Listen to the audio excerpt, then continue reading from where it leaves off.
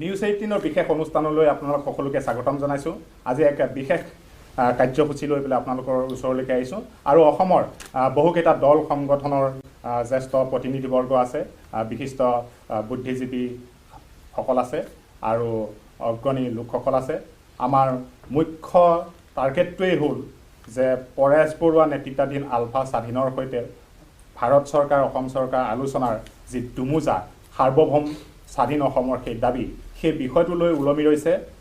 এই 4 দশক জোৰা এই সংগ্ৰাম কেনেদৰে সমস্যা সমাধান হ'ব, এই বিষয় লৈ পেলাই মুখ্যমন্ত্ৰীয়েও কেতবোৰ কথা মন্তব্য বিগত সময়ছোৱাত কৰি আহিছে। নতুন বছৰটোৰ 1 জানুৱাৰী তাৰিখতেও তেওঁ উল্লেখ কৰিছিল দল সংগঠন আৰু ৰাইজৰ মতামতৰ কথা। এই গোটেই বিষয়খিনি লৈ আমি আজি আলোচনা কৰিম। আমাৰ সৈতে পোনপটীয়াকৈ আছে আলফা স্বাধীনৰ সৰ্বাধিনায়ক অধ্যক্ষ পৰেশ বৰুৱা ডাঙৰীয়া। আপোনাক স্বাগতম জনাইছোঁ এই অনুষ্ঠানলৈকে। আৰু আমাৰ সৈতে আজি এই অনুষ্ঠানত উপস্থিত আছে হিৰণ্য শইকীয়া ডাঙৰীয়া, প্ৰণৱ পাঠক ডাঙৰীয়া, নেকিবুৰ জামান ডাঙৰীয়া আৰু বহু দল সংগঠনৰ জ্যেষ্ঠ বিষয়ববীয়াসকল। প্ৰথমতে এই গোটেই আলোচনাটো আৰম্ভ কৰাৰ আগতে আমি মুখ্যমন্ত্ৰীয়ে 1 জানুৱাৰী তাৰিখে কি আহ্বান জনাইছিল পৰেশ বৰুৱা আৰু অসমৰ ৰাইজলৈ, দল সংগঠনলৈ, সেইটো আমি দেখাই ল'ব বিচাৰিছোঁ। সমস্যাটো এইটোৱে যে পৰেশ বৰুৱা ডাঙৰীয়াই স্বাধীনতাৰ বাদে আন কথা তেওঁ পাতিব নোখোজে আৰু আমি স্বাধীনতা পাতিব নোৱাৰোঁ। কাৰণ মইতো শপতে লৈছোঁ যে I will protect integrity of India, I will protect sovereignty of India. তেওঁ শপত লৈছে যে মই স্বাধীনতাক বাদ দি আন একো নাপাতোঁ।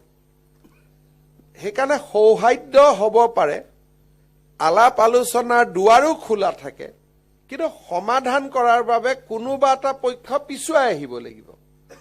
এতিয়া আমিতো পিছুৱাই আহিব নোৱাৰোঁ, কাৰণ পিছুৱাই অহাৰ দিনাখনেই মোৰ ওথটোৱে ভাঙি গ'ল, I cannot remain as a CM। আৰু তেওঁ কয় যে মইতো নোৱাৰোঁ, 10,000 ল'ৰা মোৰ কাৰণে মৰি গ'ল, মই এতিয়া কেনেকৈ এইটোত কনচিলেশ্যন কৰিম। কথা পতা যায়, তেওঁ কয় যে মই কি কৰিম, ইমান মানুহ মোৰ কাৰণে মৰি গ'ল, আজি এই বয়সত মই এতিয়া কেনেকৈ ইয়াৰ পৰা আঁতৰি আহিব পাৰিম। এতিয়া ময়ো কওঁ যে মইতো শপতে লৈছোঁ ভাৰতৰ সাৰ্বভৌমতা অক্ষুণ্ণ ৰাখিম, গতিকে সেইটো লৈ মই কেনেকৈ কথা পাতিম।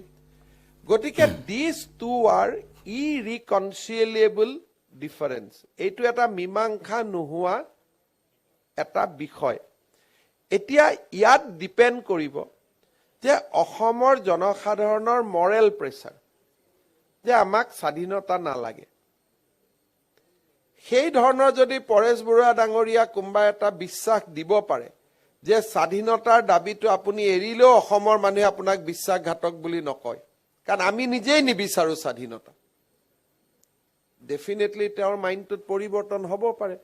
কাৰণ তেওঁ য'ত আছে তাৰ পৰা সদায় তেওঁ তেনেকেই ভাবে যে মই যদি ইণ্ডিপেণ্ডেন্স ডিমাণ্ডটো এৰি দিওঁ, history will consider me as a betrayer. 1 জানুৱাৰী তাৰিখে মুখ্যমন্ত্ৰীয়ে কইনাধৰাত এনেদৰে দাবী কৰিছিল, এনেদৰে আহ্বান কৰিছিল। তাৰ দুদিন পাছত অৰ্থাৎ 3 জানুৱাৰী তাৰিখে আন এটা মন্তব্য কৰিছিল একে বিষয় লৈ পেলাই। আমি শুনাই ল'ব বিচাৰিছোঁ। পৰেশ বৰুৱা ডাঙৰীয়াক কোনো চৰ্ত এৰিব অনুৰোধ মই নকৰোঁ, কাৰণ সেইটো তেওঁলোকৰ সংগঠনৰ বিষয়বস্তু। মই খালি মোৰ কথাটো বুজাই দিছোঁ যে সাৰ্বভৌমত্ব থাকিলে মই আলোচনা কৰিব নোৱাৰোঁ, তেওঁলোকক মই চৰ্ত এৰিব কোৱা নাই। ইয়াৰ মাজৰ ৰাস্তা কি হ'ব, এইটো অসমবাসী ৰাইজে নিশ্চয় ইয়াৰ বিষয়ে চৰকাৰকো গাইডেন্স দিব লাগিব, আলফাকো গাইডেন্স দিব লাগিব, যাতে দুইটা যি আমি ডেডলকত আছোঁ সেই ডেডলকৰ পৰা যাতে ওলাই যাব পাৰোঁ। কাৰণ সকলোৰে উদ্দেশ্য অসমৰ সামগ্ৰিক উন্নয়ন আৰু বিকাশ। এতিয়া মুখ্যমন্ত্ৰীৰ 2টা বক্তব্য আমি শুনিলোঁ। প্ৰথমতে পৰেশ বৰুৱা ডাঙৰীয়া পোনপটীয়াকৈ আছে আমাৰ সৈতে লাইভত। জ্যেষ্ঠ হিচাপে অসম আৰু মিজোৰামৰ আপুনি এডভোকেট জেনেৰেল আছিল 2খন ষ্টেটৰ একে সময়তে।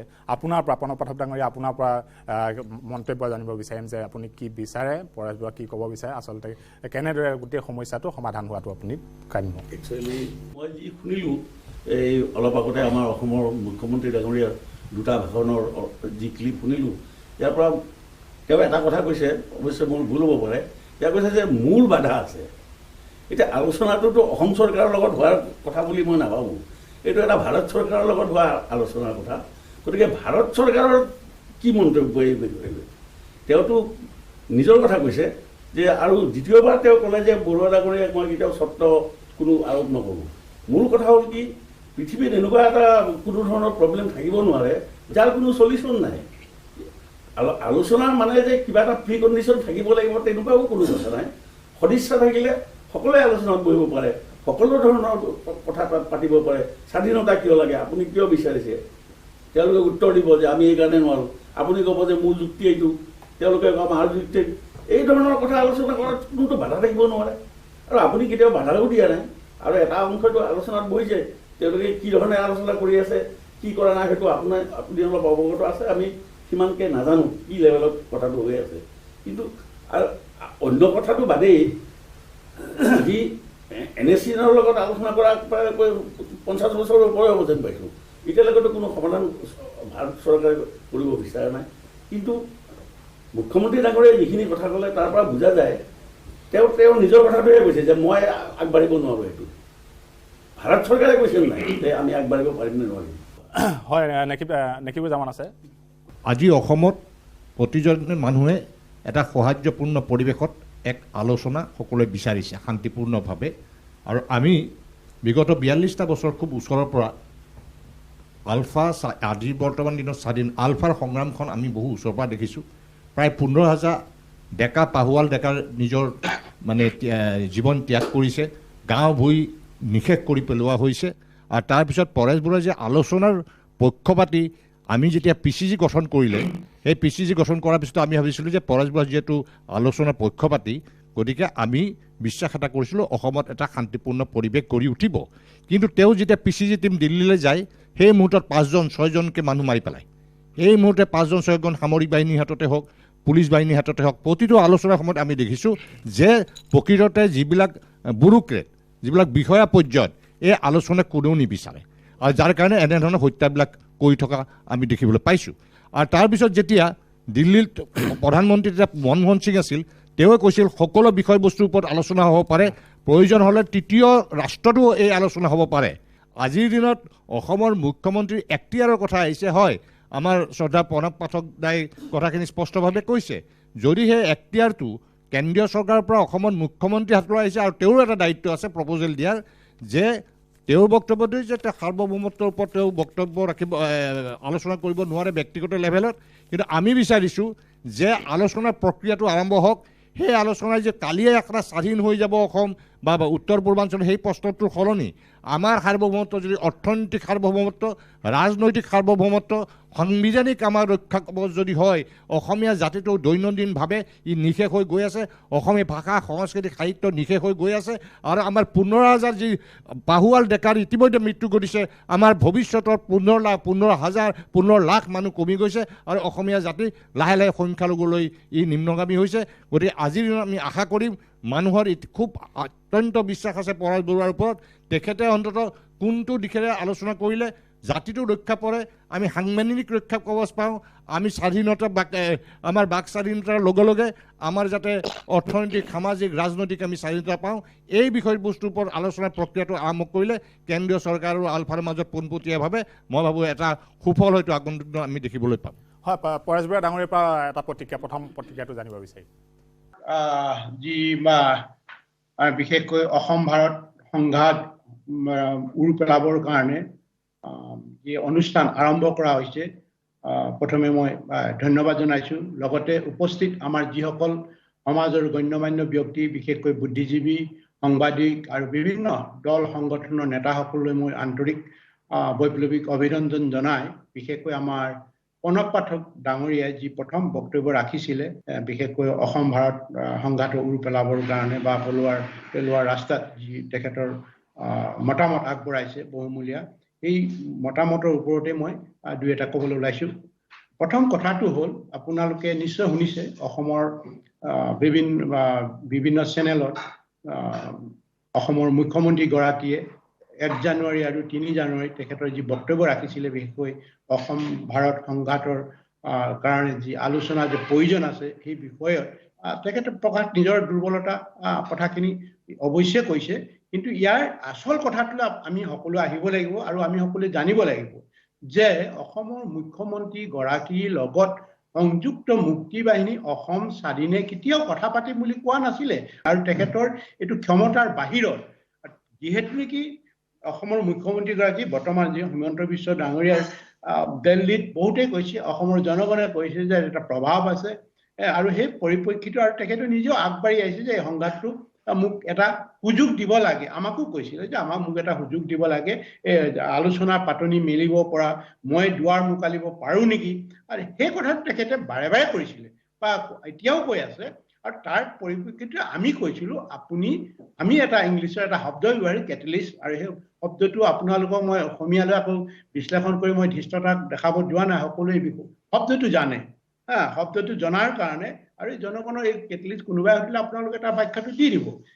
সেইকাৰণে আমি কৈছোঁ তেখেতক নামাকৰণ কৰিছিলোঁ কেটেলিষ্ট, কেটেলিষ্ট শব্দটো ব্যৱহাৰ কৰিছিলোঁ আৰু তেখেতে এইটো একচেপ্ট কৰি লৈছিলে, সাদৰে গ্ৰহণ কৰি লৈছে। সেইকাৰণে কৈছে যে মই এই ৰাস্তাটো এতিয়া হয়তো তেখেতৰ কিছু অসুবিধা আহি পৰিছে, ক'বলৈ অসুবিধা হৈছে বা কনভিন্স কৰাব পৰা নাই, নেপাৰি। তাৰ পৰিপ্ৰেক্ষিতত তেখেতে এটা মানে 1 জানুৱাৰী 3 আৰু 1 আৰু 3 যি বক্তব্য ৰাখিছে তাৰে এটা বহিঃপ্ৰকাশ ঘটিছে। আৰু এই কথাটো যে উন্নতিয়ে কৈছে যে পৰেশ বৰা ডাঙৰীয়াই নিজৰ যিটো নেকি লক্ষ্য উদ্দেশ্য নীতি আদৰ্শ, এই আদৰ্শৰ কাৰণে নীতিৰ কাৰণে হাজাৰ হাজাৰ পাহোৱাল ডেকা গাভৰুৱে জীৱন দি আহিছে। আৰু তাৰ পৰিপ্ৰেক্ষিতত তেখেতেও মোক এই বিষয়টো যে এৰি আহিব বুলি লাগে বুলি কোৱা নাই, দি কোৱা নাই, সন্মান সহকাৰে বা এই সকলোৱে বিচাৰিছে আচলতে এই 4 দশক জোৰা সংগ্ৰাম, আপোনালোকৰ যি সংগ্ৰাম, এই সংগ্ৰামৰ এটা আশু মীমাংসাটো সকলোৱে বিচাৰিছে। আছুৰ প্ৰতিনিধি আছে সভাপতি উৎপল শৰ্মা, আপোনাৰ পৰা আলোচনাৰ মজিয়াত এই সমস্যাটোৰ সমাধান হোৱাৰ পোষকতা সদৌ অসম ছাত্ৰ সন্থাই অতীজৰে পৰা কৰি আহিছে। অসমত স্থায়ী শান্তিৰ পোষকতা আমি কৰি আহিছোঁ। আৰু শেহতীয়াকৈ খুব ইতিবাচক কথা যে উভয় পক্ষৰ পৰা আলোচনাৰ কাৰণে সদিচ্ছা দেখুওৱা গৈছে। কাৰণ পৰেশ বৰুৱা ডাঙৰীয়াই কেতিয়াও কোৱা নাই যে তেখেত আলোচনাৰ বিৰোধী বুলি। তেখেতে সদায় আলোচনাৰ মাজেৰে সমস্যাটোৰ মীমাংসাৰ কথাটো সদায় তেখেতে কৈ আহিছে। আৰু এতিয়া শেহতীয়াকৈ অসমৰ মুখ্যমন্ত্ৰী ডাঙৰীয়াই কথাটোত কিছু আগভাগ লৈ পেলাই দেখুৱাইছে, যিটো পৰেশ বৰুৱা ডাঙৰীয়াই কৈছে যে তেওঁ অনুঘটকৰ ভূমিকা ল'বলৈ বিচাৰিছিলে, কেটেলিষ্টৰ ভূমিকা ল'বলৈ। আৰু বিষয়টোৰ আলোচনা হ'ব লাগিব কেন্দ্ৰীয় চৰকাৰৰ লগত। আৰু এটা কথা সদৌ অসম ছাত্ৰ সন্থাই স্পষ্টভাৱে ক'ব বিচাৰিছোঁ যে ছাত্ৰ সন্থাই এই আলোচনাটো মৰ্যাদাপূৰ্ণ হোৱাটো বিচাৰোঁ আৰু নিঃচৰ্ত হোৱাটো বিচাৰোঁ। কোনো এটা বিষয়ত আলোচনা হ'ব নোৱাৰাৰ কোনো কাৰণ থাকিব নোৱাৰে গণতান্ত্ৰিক ৰাষ্ট্ৰ এখনত। আমি যেতিয়া কৈ আছোঁ যে আলোচনাটো মৰ্যাদা সহকাৰে হ'ব লাগে আৰু নিঃচৰ্ত আলোচনা হ'ব লাগে, ইয়াৰ অৰ্থটো এইটোৱেই যে আলোচনাটোত কোনো অমুক বিষয়ত আলোচনা নকৰোঁ বুলি যদি কৈ দিয়ে, আলোচনাটোত চৰ্ত বান্ধি দিয়া হ'ব। আৰু চৰ্ত বান্ধি দিলে আলোচনাটো সফল নহ'ব। কাৰণ এটা জাতিৰ ডেকা গাভৰুৱে ইমান দিনৰ পৰা সংগ্ৰাম কৰি আছে, 4টা দশকৰ পৰা সংগ্ৰাম কৰি আছে, তেওঁলোকে কি দাবীতনো, কিহৰ কাৰণেনো তেওঁলোকে সেই দাবীটো উত্থাপন কৰিছে, সেই সম্পৰ্কে কিয় আলোচনা হ'ব নোৱাৰে? আলোচনা হ'ব নোৱাৰাৰ কোনো থল নাই। গতিকে আলোচনাত কোনো চৰ্ত আৰোপ নকৰি চৰকাৰে আলোচনাৰ মজিয়াত সকলো বিষয়ৰ ওপৰত আলোচনা কৰিবলৈ দুৱাৰ খোলা ৰাখিব লাগে। হয়, আছুৰ ফালৰ পৰা উৎপল শৰ্মাই ক'লে, এজে পলাশ ৰঞ্জন চাংমাই আছে, তেওঁক আলফা আৰু চৰকাৰৰ মাজৰ যি আলোচনা, সেই আলোচনা কেৱল মাত্ৰ আমি আলোচনা হোৱাটোৱেই নহয়, এই আলোচনা হ'বৰ কাৰণে যি পৰিৱেশ, সেই পৰিৱেশ ৰচনা কৰিবৰ কাৰণেও অসম জাতীয়তাবাদী যুৱ ছাত্ৰ পৰিষদে এটা সময়ত বিভিন্ন জনমত গঠন কৰিছিল। এতিয়া হ'ল কেন্দ্ৰীয় চৰকাৰে অভিভাৱকৰ দায়িত্ব গ্ৰহণ কৰি আলোচনাৰ টেবুলত সাৰ্বভৌমত্বকে আদি কৰি প্ৰত্যেকটো বিষয় নিশ্চৰ্তভাৱে আলোচনা কৰিবৰ কাৰণে এক পৰিৱেশ দিব লাগে। আৰু আলফাৰো দায়িত্ব হ'ব যে চৰকাৰে আলোচনালৈ মাতিলে বুলিয়ে আলোচনালৈ গৈ আলোচনাত বহি দিয়াৰ পূৰ্বে কিছু ৰূপৰেখা তৈয়াৰ কৰি আলোচনাত কেন্দ্ৰীয় চৰকাৰে কি পৰ্যায়লৈকে যাব, কেনেকুৱা ধৰণে কি আমাক দিব, তাৰ কিছু ৰূপৰেখা পূৰ্বৰ পৰা বা আগতীয়াকৈ ঠিক কৰি, মই ভাবোঁ যিহেতু পোনপটীয়াভাৱে গোটেই বিষয়টোৰ লগত আলফা স্বাধীনৰ মুখ্য সেনাধ্যক্ষ পৰেশ বৰুৱা ডাঙৰীয়া জড়িত হৈ আছে, তেওঁ পোনপটীয়াভাৱে এই গোটেইখিনি জড়িত হৈ আছে কাৰণে পোনপটীয়াভাৱে এই ৰূপৰেখা তৈয়াৰ কৰিবৰ কাৰণে তেওঁ নিজেই ইনিচিয়েটিভ লৈ পেলাই, নিজেই আগভাগ লৈ পেলাই কেন্দ্ৰীয় চৰকাৰৰ পৰা আমি কেনেধৰণে কিখিনি পাওঁ সেইখিনিও কিছু পৰিমাণে ঠিক কৰি লোৱাটো উচিত। কিন্তু উত্তৰ পূৰ্বাঞ্চলতে যিকেইটা বিদ্ৰোহী সংগঠনে ইমান দিনে আমি দেখিছোঁ যে NSCN আপোনাৰ 1995 চনৰ পৰা আজি 15 চনত 20 বছৰৰ পিছত তেখেতৰ নাগা ফ্ৰেমৱৰ্ক চুক্তি হৈছে। আৰু আজিও এই নাগা ফ্ৰেমৱৰ্ক চুক্তি কি পৰ্যায়ত আছে, কি কথা আমি গম পোৱা নাই। গতিকে আমি আলোচনা হ'ব, ঠিক আছে, আৰম্ভটো হৈ গ'ল, আলোচনা কেতিয়া শেষ হ'ব আৰু কেনেধৰণে শেষ হ'ব তাৰো এটা মই ভাবোঁ ৰূপৰেখা তৈয়াৰ কৰি লোৱাটো ভাল। গতিকে এই 40 বছৰ সংগ্ৰাম হ'ল, আকৌ 20 বছৰ আমি আলোচনা কৰি 20 বছৰৰ পিছত এখন চুক্তি হ'ব, সেই চুক্তিয়ে আমাক কি দিব, তেনেধৰণে আলোচনা আৰু মই ভাবোঁ আগবঢ়াটো উচিত নহয়। অসমৰ ৰাজ্যখনৰ জনগাঁথনি ইমান বেছি পৰিৱৰ্তন হ'ল যে আজি 40 বছৰৰ ভিতৰত বহিৰাগত আৰু প্ৰব্ৰজনকাৰী, এই প্ৰব্ৰজনকাৰী আৰু বহিৰাগতই আমাক একেবাৰে গ্ৰাস কৰি পেলালে। এতিয়া আমাৰ এটা বছৰ ৰ'বলৈ সময় নাই, যিহেতু মুখ্যমন্ত্ৰীগৰাকীয়ে কৈ আছে যে সাৰ্বভৌমত্বটো এটা অসাংবিধানিক বা সংবিধান প্ৰদত্ত নহয়। কিন্তু সংবিধান প্ৰদত্তও কেতবোৰ অধিকাৰ আছে, যিবিলাক অধিকাৰে আমাৰ অনাদি অনন্ত কালৰ কাৰণে আমাৰ জাতিটোক, আমাৰ খিলঞ্জীয়া মানুহক, আমাৰ জনজাতীয় জনগোষ্ঠীয় মানুহক সুৰক্ষিত কৰিব পাৰে। তেনেধৰণৰ যিবিলাক বিষয়ৰ জৰিয়তেও আমি এই যি আলফা চৰকাৰৰ আলোচনাৰ ৰাজনৈতিক পৰিসমাপ্তি ঘটাব পাৰোঁ নেকি, তেনেধৰণেও ভাবিবৰ কাৰণেও মই আলফা সেনাধ্যক্ষ পৰেশ বৰুৱা ডাঙৰীয়াক আহ্বান জনাইছোঁ।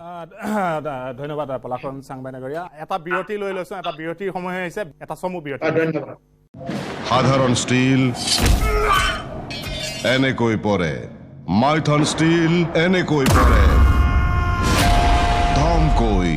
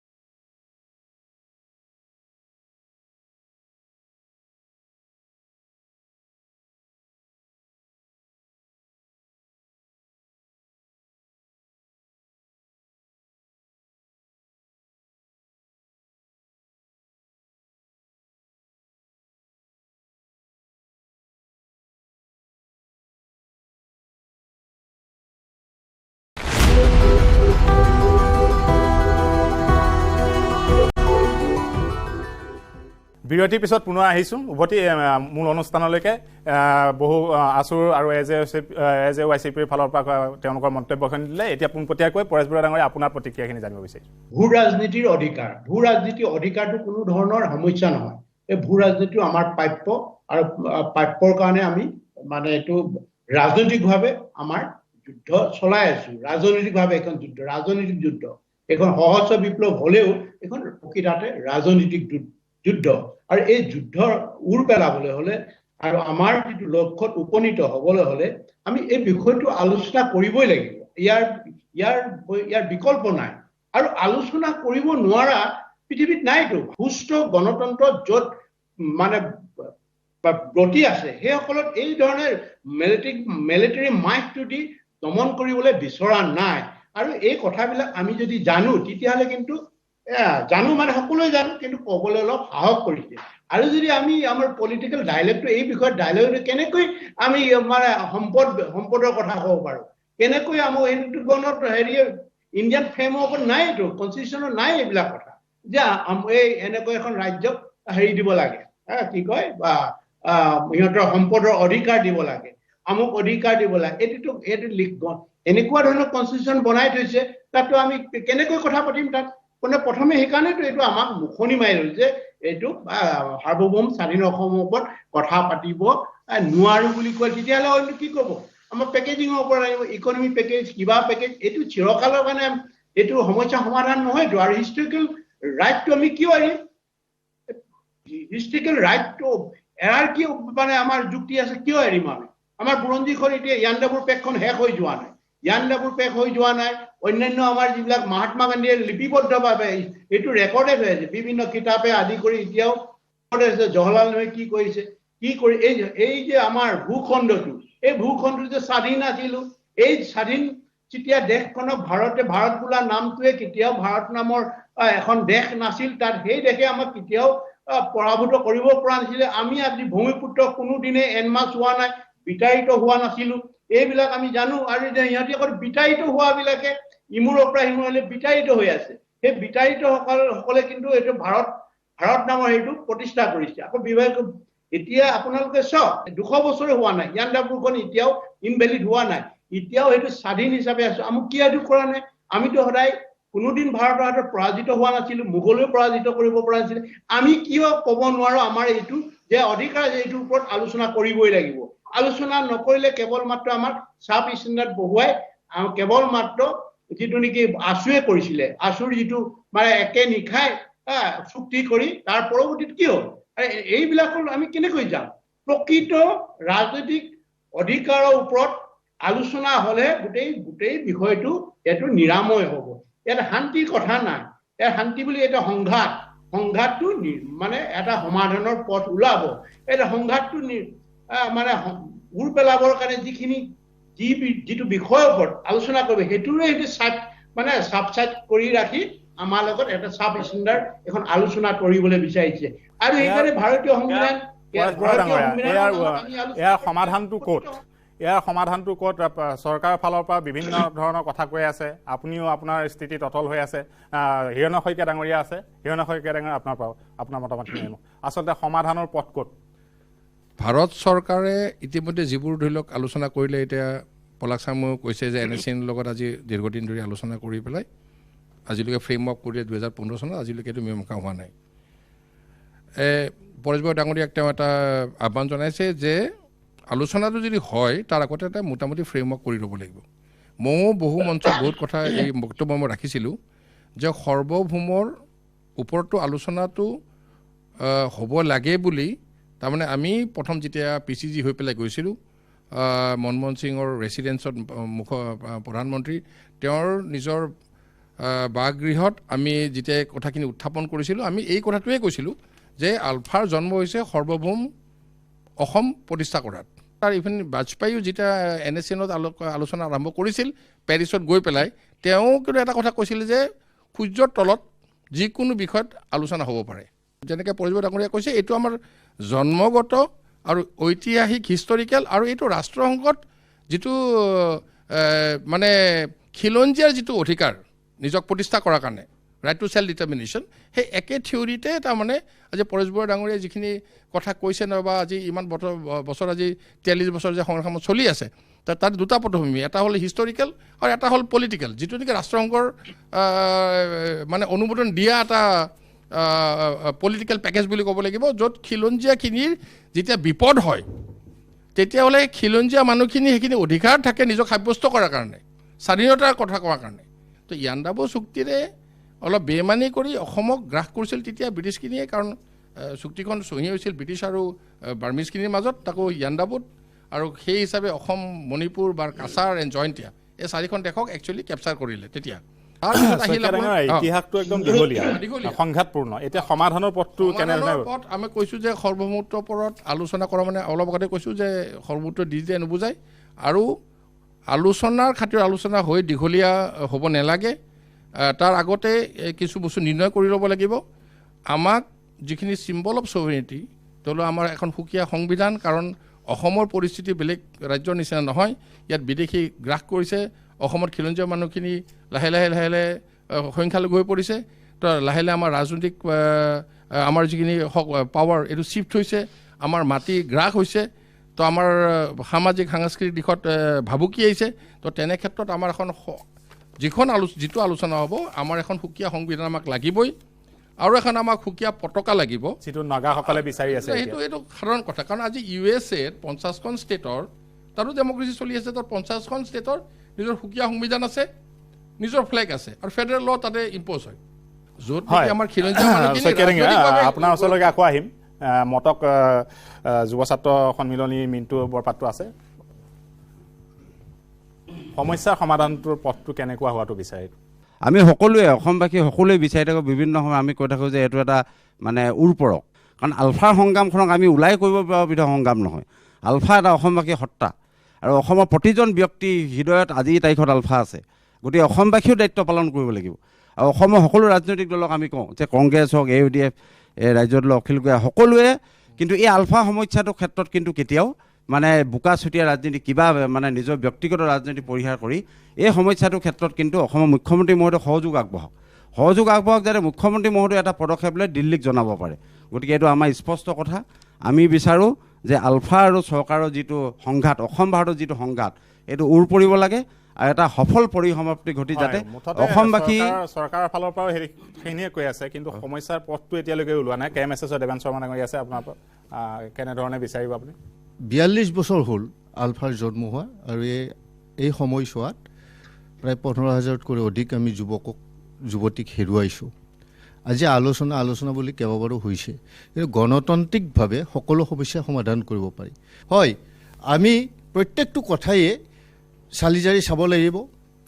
যোৱা 42 বছৰত কি হ'ল, আমি অসমে কি পাব লাগিছিলে, গণতান্ত্ৰিকভাৱে যিবিলাক বস্তু পাব লাগে, আমি বিশেষ এই যে আজি বিশেষ অধিকাৰৰ যি ব্যৱস্থা আছিল সেইটো নাইকিয়া হৈ গ'ল।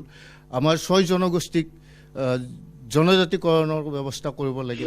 আমাৰ সম্পদৰ অধিকাৰখিনি আমাৰ অসমীয়া জাতিৰ হাতত থাকিব লাগে। তাৰ জাতি, মাতৃ, ভাষা, সংস্কৃতি যদি ৰক্ষা কৰিব নোৱাৰে তেতিয়াহ'লে আলোচনা কৰি একো লাভ নাই।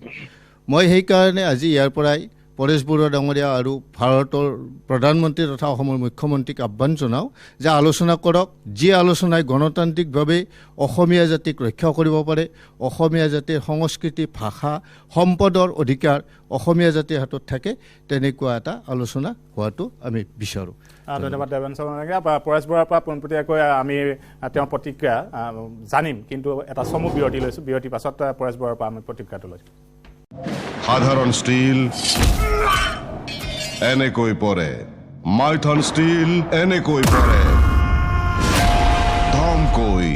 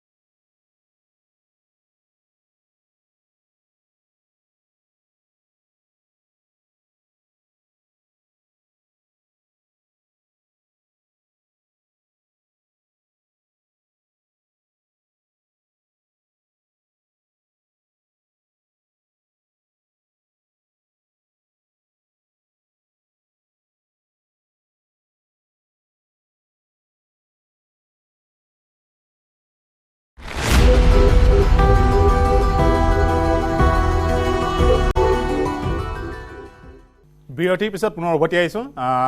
বহুকেইজনে ক'লে তেওঁলোকৰ মন্তব্য প্ৰকাশ কৰিলে। পোনপটীয়াকৈ পৰেশ বৰুৱা মহাশয়ৰ ওচৰলৈ গৈছোঁ, তেওঁৰ প্ৰতিক্ৰিয়া।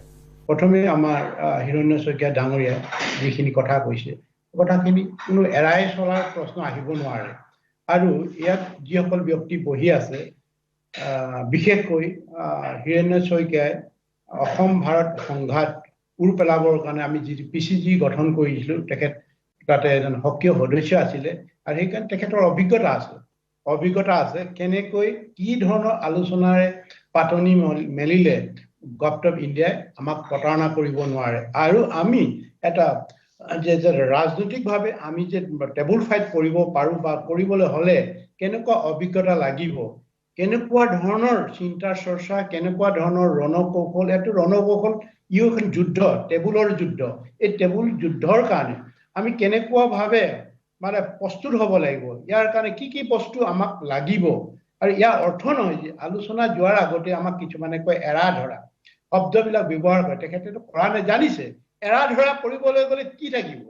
একোৱেই নাথাকে। এৰা ধৰা কৰিব গ'লে একোৱেই নাথাকে। আৰু এতিয়া সাধাৰণ এতিয়া ধৰক বড়ো চুক্তি, অন্যান্য কাৰ্বি চুক্তি সকলোৱে জানিছে, সকলোৱে লাহে লাহে মানে মূৰ দাঙি উঠিছে। এইটো আমাক এনেকুৱা প্ৰতাৰণা কৰিলে, এই প্ৰতাৰণা কৰিলে। কেৱল মাত্ৰ এই আলোচনাৰ পৰা, এনেকুৱাবিলাক তথাকথিত আলোচনাৰ পৰা কোনে লাভৱান হয় এই কথাটো আপোনালোকে গম পাইছে। আমি যেতিয়া 1985 চনত যিটো আছুৰ লগত চুক্তি হ'ল, এটা মাজ নিশা কৰিলে, একেবাৰে টোপনি লালকাল দিয়া নিচিনা হৈছিল। আমাৰ গণ্যমান্য ব্যক্তি, বিশেষকৈ আমাৰ প্ৰয়াত নিৰ্বাণ বৰা, তেখেতটো শুয়ে থাকিলে। তেখেতটো এজন ডেলিগেশ্যন আছিলে, তেখেতটো শুয়ে থাকিলে, গমেই নাপালে কেতিয়া চুক্তি হ'ল। আৰু এনেকুৱা ধৰণৰ চুক্তি কৰিলে আমাৰ যিসকল নেতাই গৈছিলে, চুক্তিৰ ক্ল'জ অফ গেৰেণ্টি বোলাটো ক'তো নাই।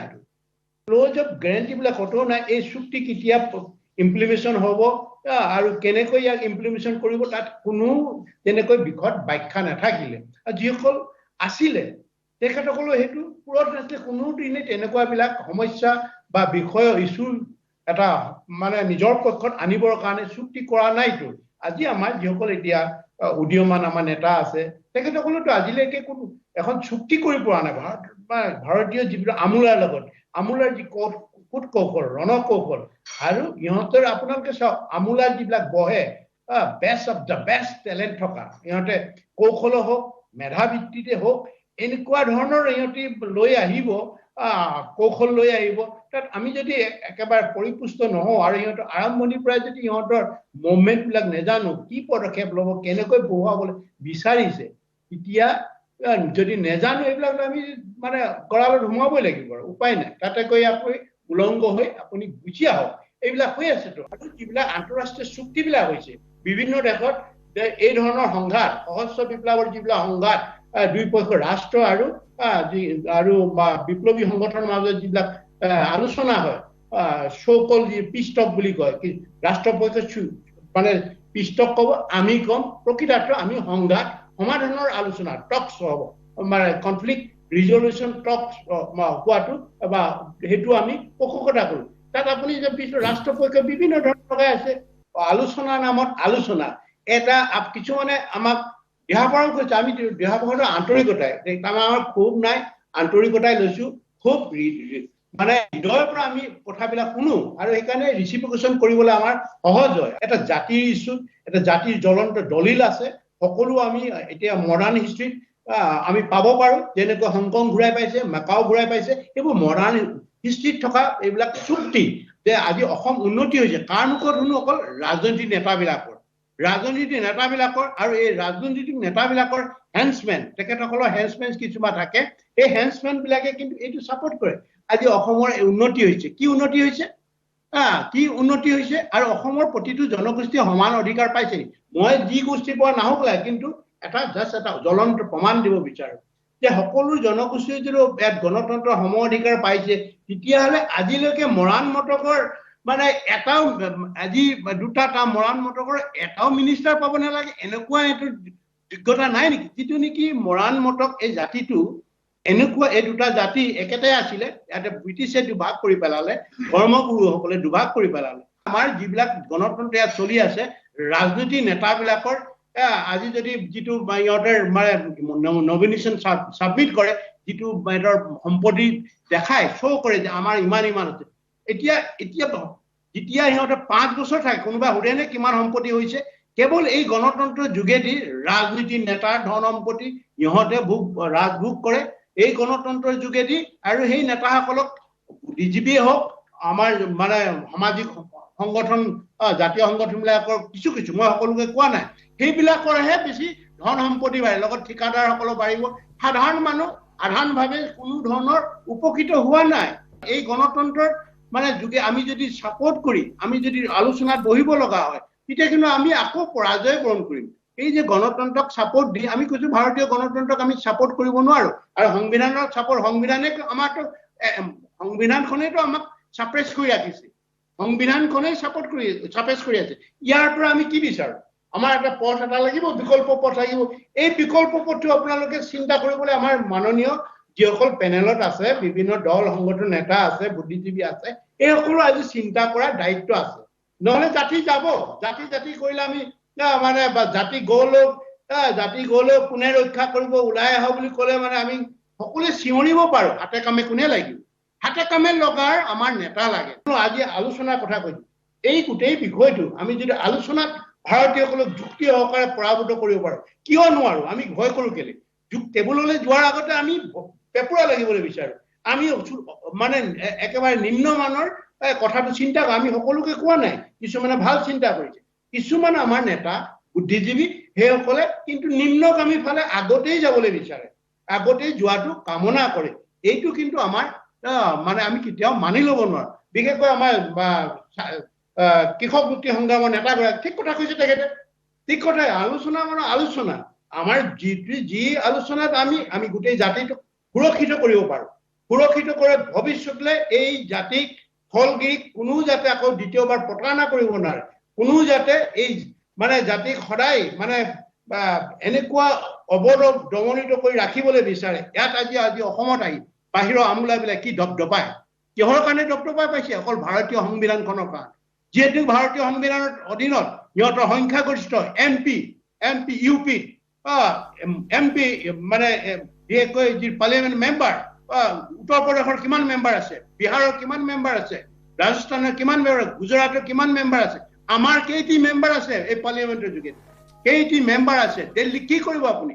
আমাৰ কেইজন IAS অফিচাৰ আছে, কেইজন মানে ICS অফিচাৰ আছে, এইবিলাক চবটো আপোনালোকে জনা প্ৰয়োজন। আমি কেতিয়াও এই গণতন্ত্ৰ এনেকুৱা ধৰণৰ আমাক হৈছে বান্ধি পিনি, সংবিধান এনেকুৱা ধৰণৰ ভাই আমাক এপুৰালে আমি কতো মাত মাতিব নোৱাৰো। আজি এইটো অসমতে মাত মাতিব। আজি অসমৰ যিবিলাক ছেক্ৰেটাৰী আছে, কেইজন ছেক্ৰেটাৰী, চিফ ছেক্ৰেটাৰী হলেও বাহিৰৰ পৰা আনিব, অন্যান্য পুলিচ বিষয়া হলেও বাহিৰৰ পৰা আহি কি কৰে? আমাক ডমিনেট কৰি ৰাখে। মানে এই কথাবিলাক আপোনালোকে যাতে এই বিষয়বস্তুটো তৰল কৰি নিবলৈ, আপোনালোকৰ শক্তিশালী যদি এইটো শক্তিশালী কৰিবলৈ ইচ্ছা আছে, আমাৰ লক্ষ্যত আমি উপনীত। আমাৰ লক্ষ্য মানে আপোনালোকৰ লক্ষ্য, আপোনালোকৰ সতি সন্ততি, আপোনাৰ ল'ৰা ছোৱালীয়ে ভৱিষ্যতৰ এটা বিপদৰ পৰা সুৰক্ষিত হৈ থাকিব। এই কাৰণেতো আমি সংগ্ৰাম কৰিছো। আমি নেতা হবলৈ, আলফা নেতাসকল গৈ প্ৰেচিডেণ্ট হ'ব, অসম স্বাধীন, আমি যোগ্য, আমাৰ যোগ্যতা নাথাকিব পাৰে এখন ৰাষ্ট্ৰ চলাবৰ কাৰণে। সেই ৰাষ্ট্ৰ এই যোগ্য ব্যক্তি আমি এৰি দিব লাগিব। আমাৰ মানসিকতা সেইটো আছে। সেইকাৰণে আপোনালোকক মই বিনম্ৰভাৱে এই কথাবিলাক উত্থাপন কৰিছো, বেয়াভাৱে নল'ব। Please don't take otherwise. মই আপোনালোকক এই কথাটো যুক্তিৰ খাতিৰতে মই যুক্তি দিছো, আৰু এনেকৈ যে আমি যদি মানে নলওঁ তেতিয়াহ'লে কোনো মানে এহেঁতি বাৰে বাৰে আমাক অসমখনক পেপুৰা লাগি দিব, পেপুৰা লগাব, অসমৰ সম্পদ, অসমৰ সকলোৱে ভৱিষ্যতটো সাংস্কৃতিকভাৱে আমাক ৰোধ কৰি দিব। আজি আপুনি চাওক, অসমীয়া চলচ্চিত্ৰৰ এটা মানে এখন অনুৰ নামে এখন চিনেমা হৈছে, তাৰ এতিয়া কিছু চিনেমা হলৰ মালিকবিলাকে অনুৰ এটা শ্ব' দিবৰ কাৰণে, এটা মাত্ৰ ইভিনিং বা মৰ্ণিং শ্ব' এটা দিবৰ কাৰণেও সিহঁতে আগ্ৰহ প্ৰকাশ কৰা নাই। সিহঁতে আমাৰ অকল এইটোৱেই নহয়, ৰাজনৈতিক অধিকাৰে নহয়, সাংস্কৃতিকভাৱে আমাৰ আগ্ৰাসন চলাইছে, ব্যৱসায় ইকনমিকটো একেবাৰে চলাইছে চকুৰ আগত। সকলো দিশতে আমাক আগ্ৰাসন চলাই শেষ কৰিবলৈ বিচাৰিছে। ইমানবিলাক দেখিও আমি কিয় নিমাত, কিয় আমি ৰাজনৈতিক অধিকাৰটো পাব লাগে, বা এই বিষয়টো আমি সকলোৱে একমত হ'ব লাগে, ইয়াত দ্বিমত হ'ব নালাগে। সকলোৱেতো উপকাৰ হ'ব, যিটো বাঘে অকল আলফাকে নাখায়, সমগ্ৰ অসমৰ থলগিৰি জাতিক শেষ কৰি আহিছে, এফালৰ পৰা একেবাৰে নিবলিং কৰিছে, ভৰিৰ পৰা একেবাৰে মূৰলৈকে খাবৰ কাৰণে এটি চেষ্টা চলাই আহিছে, খাই আহিছে। এতিয়া অকল ডিঙিটো ওলাই আহিছো, আমি অকল ডিঙি ওলাই আহিছে, আমাৰ ডিঙিটো গিলিবলৈ বাকী আছে। ইমান জানিও আমি কিয় পৰেশ বৰুৱা ডাঙৰীয়া, এইবাৰ আমি ষ্টুডিঅ'ত উপস্থিত থকা অংশগ্ৰহণ কৰা দল সংগঠন বাকীসকলৰ সৈতে কথা পাতিম। দাদা আপোনাৰ পৰা যি কি নহওক, মই পৰেশ বৰুৱা ডাঙৰীয়াক ধন্যবাদ জ্ঞাপন কৰিছোঁ আৰু শুভেচ্ছাও জনাইছোঁ। যিহেতু আজি সুদীৰ্ঘ 40 বছৰ দিন কাৰ কাৰণে কৈছে? অসমৰ ৰাইজৰ কাৰণে কৈছে। অসমৰ ৰাইজৰ কাৰণে যদি নকৰিলেহেঁতেন তেতিয়াহ'লে হয়তো আজি 12,000 15,000 মানুহ মৃত্যু নহ'লহেঁতেন। আৰু প্ৰতিজনী আই মাতৃৰ বুকু সুদা কৰি আৰু যিজন মানুহ ইতিমধ্যে যি 15,000 বা 12,000 যিমান মানুহ মৰিছে, তাত অসমীয়া মানুহৰ এটোপাল তেজ আছে। আৰু আমি কেতিয়াও বিচৰা নাই যে এনেকুৱা এটা বেবেৰবাং আলোচনা কৰিব, সেনেকুৱাটো আমি কেতিয়াও বিচৰা নাই। আৰু পৰেশ বৰুৱা ডাঙৰীয়াক আমি সন্মান সহকাৰে বিচাৰোঁ যে এটা আলোচনা কৰাটো আমাৰ দৰকাৰ আৰু আলোচনা কৰিব লাগিবই। যদি আলোচনা কৰা নাযায় তেতিয়াহ'লে কিমান দিন জংঘলত থাকিব, কিমান দিন আন্দোলন কৰিব? আৰু এনেকুৱা এটা আলোচনা যদি কৰা যায়, যিটো আলোচনাৰ যদি কোনো সুংহূত নোলায়, তেতিয়াহ'লে আজি অসম কি হৈছে? স্বাধীন অসমৰ যিটো আলফা যিটো জন্ম হৈছিল, অন্য আকৌ আলফা জন্ম হ'ব। তে প্ৰতিবাদ হ'বই। যেতিয়ালৈকে প্ৰতিবাদ মানুহৰ উত্তৰ নাপায়, আচল উত্তৰটো নাপায়, তেতিয়াহ'লে প্ৰতিবাদৰ প্ৰতি প্ৰতিবাদ হ'ব। আৰু কেতিয়াও অসমৰ ৰাইজে বা আলফা স্বাধীনে এইটো বিচৰা নাই যে নিজৰ স্বাৰ্থৰ কাৰণে কাৰো বিচৰা নাই, অসমৰ ৰাইজৰ কাৰণে বিচাৰিছে। আৰু যেতিয়া ভাল কথা, ভাল প্ৰতিবাদ কৰে, ভাল ধৰণে যেতিয়া কথা কয়, সেই কথা যদি মানুহে শুনি নাপায়, তেতিয়াহ'লে প্ৰতিবাদ মুখৰ সহস্ত সংগ্ৰামলৈ আগবাঢ়ি যায়। কেতিয়া যায়? খঙৰ ভমকত যায়। গতিকে আমাৰ আলোচনা কৰিব নোৱাৰা কোনো এটা দিশ হ'ব নোৱাৰে যে আমাৰ অসম চৰকাৰে ইয়াৰ আগভাগ ল'ব লাগে, আৰু অসম চৰকাৰে আগভাগ লৈ অসমৰ মাননীয় মুখ্যমন্ত্ৰীয়ে আগভাগ ল'ব লাগে, আৰু তাত ত্ৰিপাক্ষিক আলোচনা হ'ব লাগে চেণ্ট্ৰেল গভৰ্ণমেণ্টৰ লগত। আৰু এইটো চেণ্ট্ৰেল গভৰ্ণমেণ্টৰ লগত আলোচনা নোহোৱালৈকে কেতিয়াও ইয়াৰ ৰিজাল্ট ওলাব নোৱাৰিব। আৰু এইটো এটা কথা নাই যে পৃথিৱীত এনেকুৱা এটা কথা নাই যিটো কথা আলোচনা কৰিলে ইয়াৰ সংহতত নোলোৱা কোনো অৰ্থই হ'ব নোৱাৰে। আমি এইটোও কোৱা নাই পৰেশ বৰুৱা ডাঙৰীয়াক যে আপুনি এৰা ধেৰা মাজেৰে আলোচনা কৰক। আমি কৈছোঁ সাৰ্বভৌমত্ব বিষয়টো থাকিব লাগিবই। সাৰ্বভৌমত্ব দিয়ক নিদিয়ক এইটো পিছৰ কথা, কিন্তু সাৰ্বভৌমত্ব অৰ্থটোৱে হৈছে সেইটো কাৰণেইতো আন্দোলনটো আৰম্ভ হৈছে। গতিকে সেইকাৰণে আমি কৈছোঁ যে সাৰ্বভৌমত্ব থাকিব লাগিব বিষয়টো, সাৰ্বভৌমত্ব বিষয়ৰ ওপৰতে আলোচনা কৰক। আৰু পৰৱৰ্তী পৰ্যায়ত তেওঁলোকে আমি সাৰ্বভৌমত্ব পাওঁ নাপাওঁ, এই ছেকেণ্ড পৰ্যায়ত ইয়াৰ বিষয়ে আলোচনা হ'ব।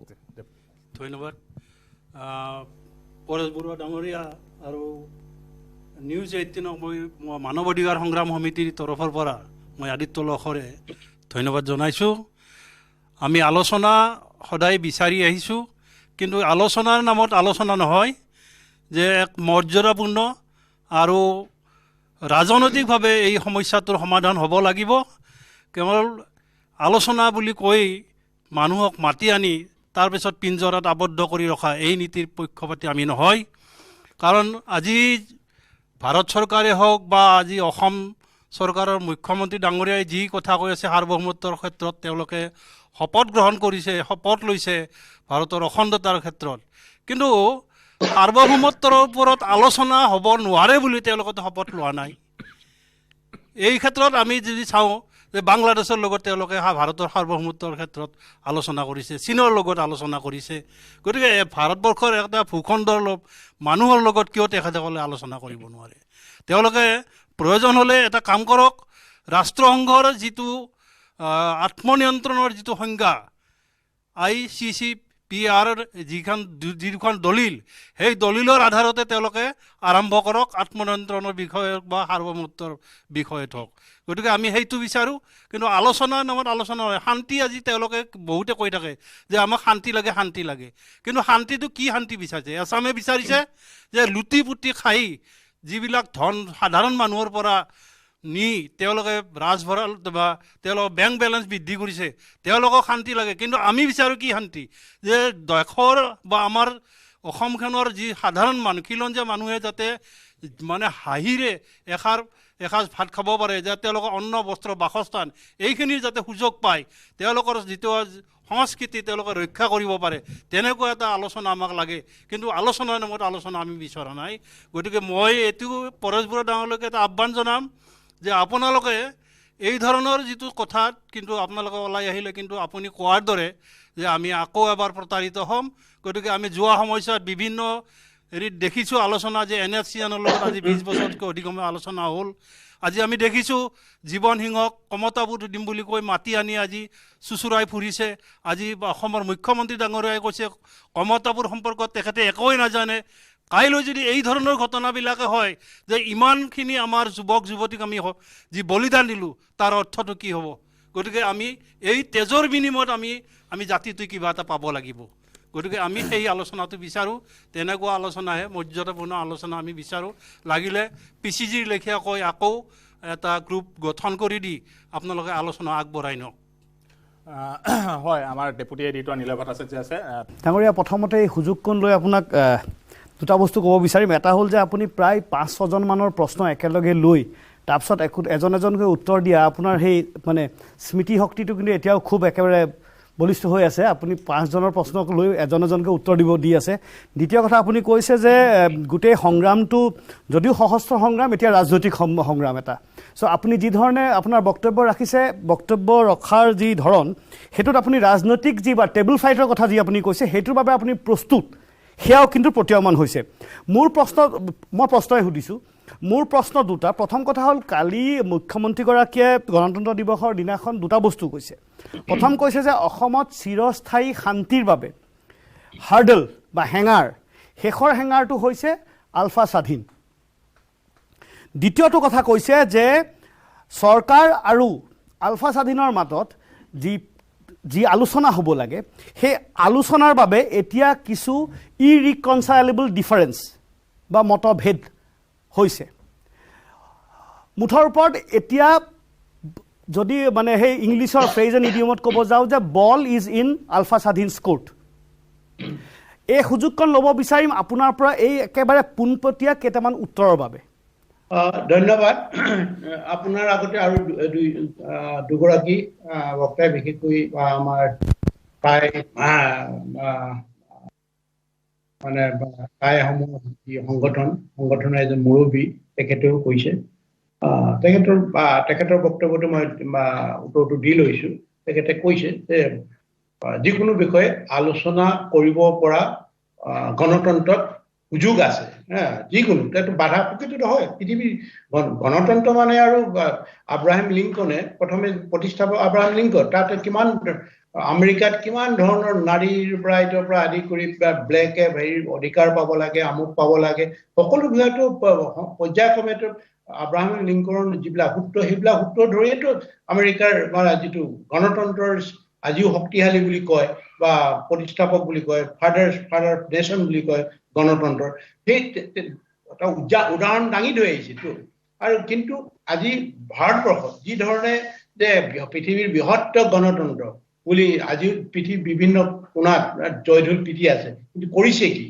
গণতন্ত্ৰৰ নামত গণতন্ত্ৰৰ নিজৰ স্বাৰ্থত কিন্তু গণতন্ত্ৰ ভুলণ্ডিত কৰিছে এটা জাতি যদি ভুলণ্ডিত হয় নিজৰ এটা কোনোদিন এই জাতিৰ যদি বুৰঞ্জীগতৰ যি ভূ ৰাজনীতি যিবিলাক অধিকাৰ আছিলে স্বাধীন দেশ আছিলে আৰু সেই জাতিয়ে কেনেকৈ পাব পাৰে ঘূৰাই পাব পাৰে বা তেনেকৈ এই বিষয়টো উত্থাপন কৰিব পাৰে এই সকলোবিলাক আছে আৰু ৰাষ্ট্ৰই যে শুনিব লাগিব তাৰ সমাধানৰ সূত্ৰ দিব লাগিব ৰাষ্ট্ৰৰ কথা all is not in my court all is not in our alpha I court এই কথাটো ৰাষ্ট্ৰই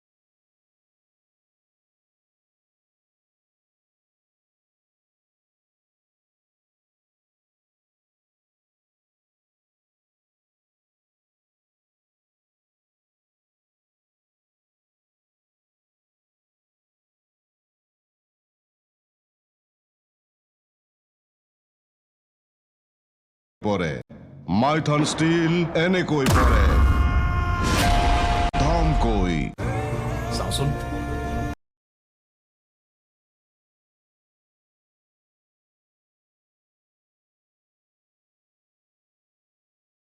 বিৰতিৰ পিছত পুনৰ উভতি আহিছোঁ মূল অনুষ্ঠানলৈকে। বহুকেইটা দল সংগঠনৰ প্ৰতিনিধি আছে।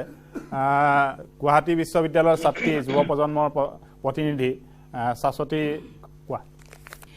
এজন 20 বা 22 বছৰীয়া যুৱক বা যুৱতী এটা বিচ্ছিন্নতাবাদী চিন্তাধাৰাৰে পুষ্ট হৈ স্বৰাজৰ সপোন দেখি নিজৰ ঘৰ পৰিয়াল পঢ়া শুনা সকলো এৰি যি ত্যাগ আৰু কষ্টৰে সেই সংগ্ৰামৰ বাবে ওলাই গৈছিল, সেই ত্যাগ আৰু কষ্ট, সেই বলিদান তেওঁলোকৰ প্ৰাপ্য, তেওঁলোকে পোৱা উচিত আৰু আলোচনাত এইখিনি বিষয়েও স্থান পোৱা উচিত বুলি মই ভাবোঁ। দ্বিতীয় কথাটো হৈছে মাননীয় মুখ্যমন্ত্ৰী হিমন্ত বিশ্ব শৰ্মা ডাঙৰীয়াই কৈছে যে সাৰ্বভৌমত্বৰ বিষয়ত তেওঁ আলোচনা নকৰে আৰু পৰেশ বৰুৱা ডাঙৰীয়াই কৈছে যে সাৰ্বভৌমত্ব বিষয়ত তেওঁ আলোচনা কৰিব বিচাৰে। এতিয়া বিষয়টো সাৰ্বভৌমত্বৰ ওপৰত আলোচনা কৰা বা নকৰাতকৈ অসমীয়াৰ বৃহত্তৰ স্বাৰ্থক লৈ হৈ পৰিছে। গতিকে অসমীয়াৰ বৃহত্তৰ স্বাৰ্থক অগ্ৰাধিকাৰ দি তেওঁলোকে কিবা এটা পইণ্টত নেগচিয়েট কৰাটো উচিত বুলি মই ভাবোঁ। আৰু মই বুজি পোৱা নাই যে মুখ্যমন্ত্ৰী ডাঙৰীয়া সাৰ্বভৌমত্ব শব্দটোক লৈ কি ইমান সমস্যা আছে, নে তেওঁ আলোচনা বিষয়টোক লৈ কিছু সমস্যা আছে, নে তেওঁ অনুঘটকৰ কাম কৰি ইয়াৰ পৰা দায় সাৰিব বিচাৰিছে, এই বিষয়টো আমি ধৰিব পৰা নাই। তৃতীয় কথাটো হৈছে আলোচনাত কোনবোৰ বিষয়ে প্ৰাধান্য পাব সেই বিষয়সমূহ আমি জনা উচিত, নৱপ্ৰজন্মই জনা উচিত। কিয়নো অসমত যি অৰ্থনৈতিক সন্ত্ৰাসবাদ, যি সাংস্কৃতিক সন্ত্ৰাসবাদ হৈ আছে সেয়া আমি দেখিছোঁ। কা আন্দোলন আমি দেখিছোঁ, কা আন্দোলনত 5জন শ্বহীদে কিদৰে প্ৰাণত্যাগ কৰিছে সেয়া আমি দেখিছোঁ। আৰু সেই সময়ত আমি আলফা স্বাধীনৰ পৰা যিখিনি সমৰ্থন বা তেওঁলোকৰ পৰা যিখিনি আশা কৰিছিলোঁ সেইখিনি আমি পোৱা নাছিলোঁ। গতিকে সেইখিনি ক্ষোভ আমাৰ মনত আছে। গতিকে এই ক্ষেত্ৰত এতিয়াৰ সময়ত আমি বিচাৰোঁ যে তেওঁলোকে কিখিনি বিষয় আলোচনা কৰিব, 6 জনগোষ্ঠীৰ জনজাতিকৰণৰ প্ৰাধান্য পাব নাই, কা আন্দোলন কেনেদৰে পিছত চলি যাব সেইখিনিক লৈ প্ৰাধান্য পাব নাই, অসমীয়া বৃহত্তৰ স্বাৰ্থৰ প্ৰাধান্য পাব নাই, জাতীয় সমস্যাৰ প্ৰাধান্য পাব নাই, সেইখিনি বিষয়ক লৈ আলোচনা হ'ব নাই, সেইখিনি আমি জানিব বিচাৰোঁ। তাৰোপৰি তেওঁলোকে যদি আলোচনাত মিলিত হয় তাৰ পিছত আলফা স্বাধীনে কেনেদৰে এটা প্ৰেছাৰ গ্ৰুপ হিচাপে তেওঁলোকৰ কামখিনি চলাই যাব, নে তেওঁলোকৰ ৰাজনৈতিক দলত যোগদান কৰিব, যিদৰে আমি কা আন্দোলনৰ পিছৰ সময়খিনিত দেখিছোঁ ৰাজনৈতিক মুনাফা আদায়ৰ স্বাৰ্থত বহুতো ৰাজনৈতিক দলে, বহুতো ৰাজনৈতিক ব্যক্তিয়ে তেওঁলোকৰ মুনাফা আদায় কৰিলে, কিন্তু অসমীয়াৰ বৃহত্তৰ স্বাৰ্থ আজিলৈকে সমাধান নহ'ল। গতিকে সেইখিনি বিষয়েও আমি নৱপ্ৰজন্মৰ এগৰাকী প্ৰতিনিধি হিচাপে মই পৰেশ অসম ডাঙৰীয়াৰ পৰা জানিবলৈ বিচাৰিম। আমি আজি যিখিনি বক্তব্য তেখেতে ৰাখিছে সেই বক্তব্য বহুকেইটা বিষয়তে দাঙি ধৰিছে। আৰু প্ৰথমে মই কৈ গৈছিলোঁ যে এই বিষয়টোত আমি কেনেকুৱা আলোচনা পোষকতা কৰোঁ। আমি কম্পজিট ডায়লগলৈ নাযাওঁ। আমি কম্পজিট ডায়লগত বিভিন্ন ধৰণৰ থাকিব পাৰে, তেখেতৰ উল্লেখ কৰি যোৱাৰ দৰে। আৰু আমি এইকাৰণেই কৈছোঁ যে আমাক লাগে মানে কম্পজিট ডায়লগৰ বাদ দি আমি বিচাৰোঁ এটা ছিংগুল ইছ্যুৰ ওপৰত আমি আলোচনা কৰোঁ। ছিংগুল ইছ্যুটো হৈছে আমি সাৰ্বভৌম স্বাধীন অসম। স্বাধীন অসমৰ ৰূপৰেখাটো এই যিবিলাক সমস্যা, যিবিলাক বিষয় উঠাব সেইবিলাকতো আমি নিজে ৰূপৰেখা কৰোঁ। আমি যদি ৰাজনৈতিক অধিকাৰ পাওঁ, আমাৰ সম্পদ কেনেকৈ বিতৰণ কৰিম, আমি এই সম্পদক যদি আমাৰ উভয়নদী সম্পদ আছে, এই সম্পদখিনি আমি ব্যৱসায় ভিত্তিত লগাম না আজি ভৱিষ্যতৰ আকৌ এই প্ৰজন্মৰ কাৰণে কিছু আমি সংৰক্ষণ কৰি ৰাখিম। এই তেনেকুৱা এটা আমাৰ যিটো অৰ্থনৈতিক অৱস্থা হৈ আছে অসমৰ অৰ্থনৈতিক অৱস্থাটো আমাৰ ৰাজনৈতিক অধিকাৰ পালে আমি সেই অৰ্থনীতিটো আমি ৰূপৰেখা আমাৰ অসমৰ মানুহে, অসমৰ গণ্যমান্য ব্যাগম্য অৰ্থনীতিবিদ আছে, এখন ৰাষ্ট্ৰ কেনেকৈ চলাব লাগে আমাৰ সকলোখিনি আছে। আমাৰ ডক্টৰ আছে, ইঞ্জিনিয়াৰ আছে, চাইণ্টিষ্ট আছে, অন্যান্য যি ইকনমিষ্ট আছে, চবেই আছে। ৰাষ্ট্ৰ পৰিচালনা কেনেকৈ কৰিব লাগে। আমিতো অসম আগতে স্বাধীন নাছিলে। গোপীনাথ বৰদলৈৰ সময়টোতো গোপীনাথ বৰদলৈ ডাঙৰীয়াটো অসম সুন্দৰ এখন ৰাষ্ট্ৰ হিচাপে বুলিয়ে ক'ব পাৰি। তেখেতৰ মুখ্যমন্ত্ৰী নাছিলে নহয়, তেখেতৰ প্ৰধানমন্ত্ৰী আছিলে। এনেকুৱা ধৰণৰ কিছুমান আমি যুক্তি দিব পাৰোঁ। আৰু এই আজিৰ এখন সমৃদ্ধ ৰাষ্ট্ৰ যদি আমি স্বাধীন হওঁ, আমাৰ নিচিনা সম্পদ পৃথিৱীৰ ক'ত আছে? আমাৰ নিচিনা সম্পদ আজি নিবনুৱা সমস্যা আজি চিঞৰি আছে। আমাৰ এইটো এটা মাত্ৰ প্ৰতিষ্ঠানৰ কথা কৈছোঁ যে অইল ইণ্ডিয়া বছৰেকত 300-350 বিলিয়ন ডলাৰ সিহঁতি বছৰেকত ইনকম কৰে। বছৰেকত সেই 300 বিলিয়ন ডলাৰ আজি অসমৰ মানুহে পাইছে নেকি? ONGC কিমান কৰে? ONGC তাৰ একে ইকুইভেলেণ্ট মানে অইল ইণ্ডিয়া আৰু ONGC সমানে উৎপাদন কৰিব পাৰে তাৰ ইমান বিলিয়ন ডলাৰ কলৈ গৈছে আমাৰ এই বিলিয়ন ডলাৰ আমাৰ অসমৰ মানুহ জনসংখ্যা কিমান আছে এই জনসংখ্যা ভিত্তিত যদি আমি অকল এই মানে জলীয় মানে পদাৰ্থ জলীয় বিশেষকৈ মানে পনীয়া সোণ আৰু মানে কি কয় বাষ্প এই দুটা মানে উপাদানৰ পৰা আমি প্ৰাকৃতিক সম্পদৰ পৰাইতো আমি অসমৰ ৰূপৰেখা এতিয়া আমাৰ যিগৰাকী বক্তাই এই বিষয়টো কেনেকৈ হ'ব অসমৰ ৰূপৰেখা কেনেকুৱা হ'ব ইকনমিটো কেনেকুৱা হ'ব সেইটো আমাৰ পলিটিকেল আমাৰ পাৱাৰটো থাকিব লাগিব পলিটিকেল পাৱাৰ নাথাকিলে আমি কেতিয়া একো কৰিব নোৱাৰো আজি যে নাগালেণ্ডৰ সিহঁতি কিনি নাগা জাতিৰ দূৰদৰ্শিতাৰ লগত আমাৰ দূৰদৰ্শিতা অসমৰ মানুহৰ বুদ্ধিজীৱী দূৰদৰ্শিতা বহুত ডিফাৰেঞ্চ আছে যিমানে বহু কথা কাব্য লিখিব পাৰে গ্ৰন্থ লিখিলে কবিতা লিখিব পাৰে নগাৰ যিটো দূৰদৰ্শিতা এই দূৰদৰ্শিতাৰ লগত আমাৰ যিসকল বুদ্ধিজীৱী দূৰদৰ্শিতা কিন্তু বহুত ডিফাৰেঞ্চ আছে নগাই নিজৰ ইমান ভৱিষ্যত নগা জাতিৰ ভৱিষ্যতে আজি সিহঁতৰ প্ৰাকৃতিক সম্পদ এক অকমানো উলিয়াবলৈ দিয়া নাই না তেল উলিয়াব দিছে না ইউৰিনিয়াম উলিয়াব দিছে না কয়লা কিন্তু উলিয়াব দিয়াই নাই সিহঁতে প্ৰিজাৰ্ভ কৰি ৰাখি দিছে 1 পইণ্ট এজেণ্ডাত আমি যাব তেতিয়াহে ৰাজনীতি ইয়াত মীমাংসা ওলাব আৰু এই 1 পইণ্ট এজেণ্ডাত আপোনালোকৰ ঐকান্তিকভাৱে সহায় সহযোগিতা কৰি আছে আপোনাৰ দায়িত্ব নৈতিক দায়িত্ব বুলি আপোনালোকে ভাবি ল'ব তেতিয়া কিন্তু আপোনালোকৰ মনৰ পৰা আহিব যে এইটো সমস্যা এই বিষয়টো এই জ্বলন্ত বিষয়টো আলোচনা পথ ওলাব এতিয়া আমি কোৱা নাইতো বল আমাৰ ফালে পুছ কৰি দিলে ক'ৰ পৰা ওলাই আমি কিয়তো নেকি আমি সৃষ্টি কৰা নাই ন আমি নিৰ্যাতিত হৈ আছো আমাক নিৰ্যাতিত কোনে কৰিছে প্ৰথম ব্ৰিটিছে কৰিলে ব্ৰিটিছে এটা হৰণ কৰা বস্তু আকৌ চুৰ বস্তুটো লৈ সিহঁতে ভাৰতীয়সকলে আমাক আকৌ বিভিন্ন ধৰণৰ কলা কৌশল লগাবলৈ বিচাৰিছে আৰু বিষয়টোৰ লগত আলোচনা কৰিম বুলি ক'লে ইহঁতে আকৌ চাব ষ্টেণ্ডাৰ্ড কথাবিলাক কয় এই ধৰণেতো সমস্যা সমাধান নহ'ব আমাৰ যিসকল নেতা আছে সেইসকল নিস্বাৰ্থ মানে আজি হিমন্ত বিশ্ব ডাঙৰীয়াও ক'ব লাগিব নিজৰ স্বাৰ্থকল মানে প্ৰকৃত মই আগেই কৈছো ষ্টেটছমেন হ'বলৈ ষ্টেটছমেনে নিজৰ গাদীৰ কাৰণে ভয় নকৰেতো মই তেখেতক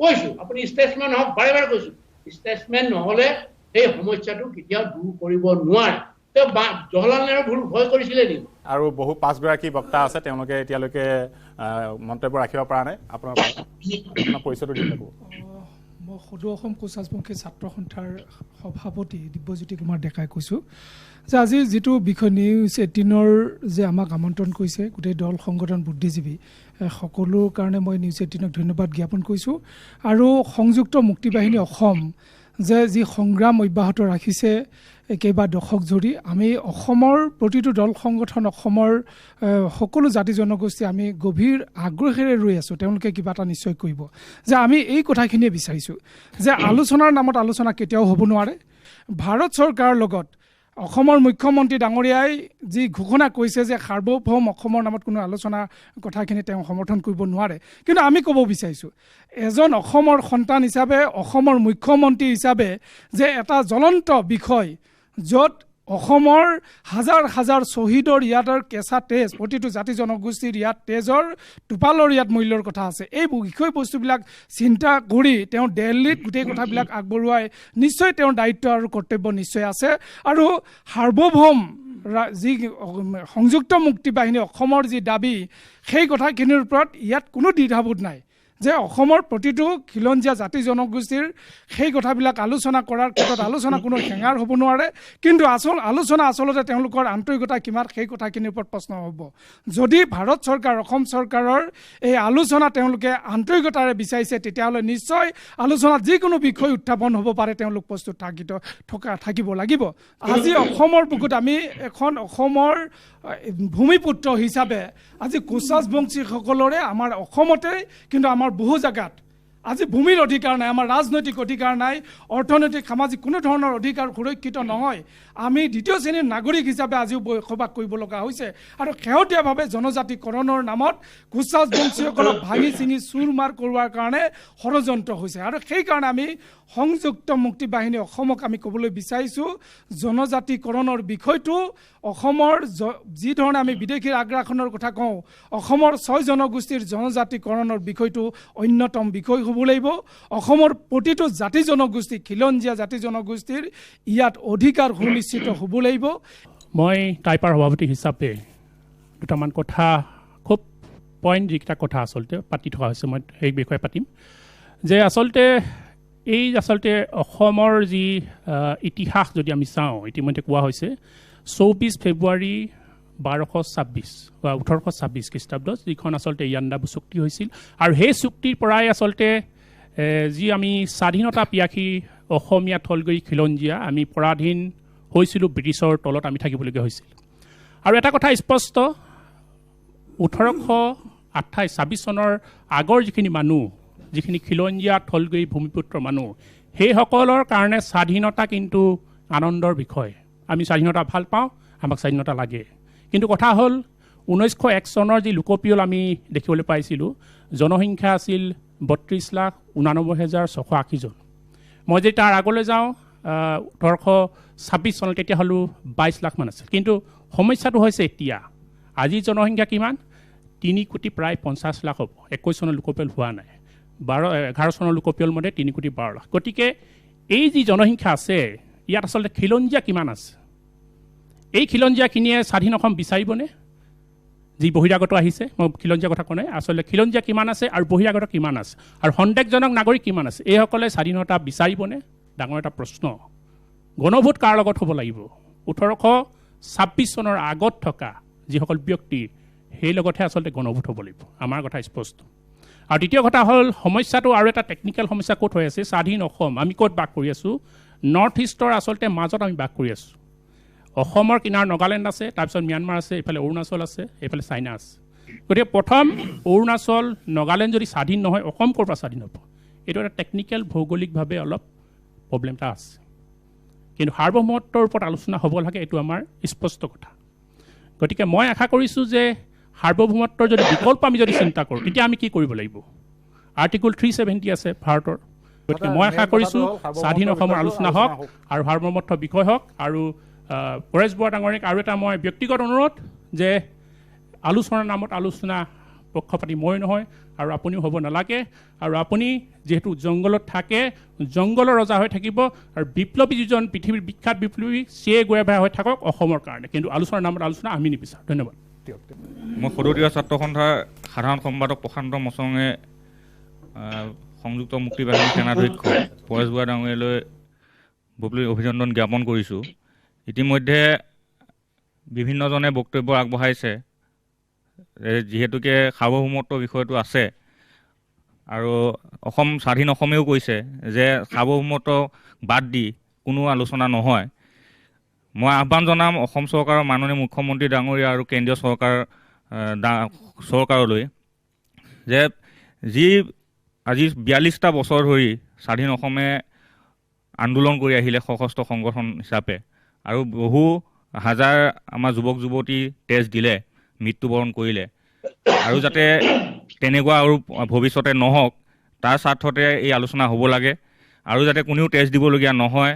গুলী বাৰুদ খাবলগীয়া নহয় গতিকে তাৰ স্বাৰ্থতেই আজি এই যি আলোচনা হৈছে আমাৰ সাৰ্বভৌমত্বৰ বিষয়টোৱে আৰু অসমৰ মাননীয় মুখ্যমন্ত্ৰী ডাঙৰীয়া কিছু এৰা ধৰা কৰি কেন্দ্ৰীয় চৰকাৰৰ লগত আলোচনা কৰি সাৰ্বভৌমত্বৰ এই বিষয়টোক লৈ পেলাই আলোচনা হ'ব লাগে এইখিনি মুহূৰ্তত আমাৰ সৈতে আজি ষ্টুডিঅ'ত উপস্থিত নাই নিখিল বড়ো ছাত্ৰ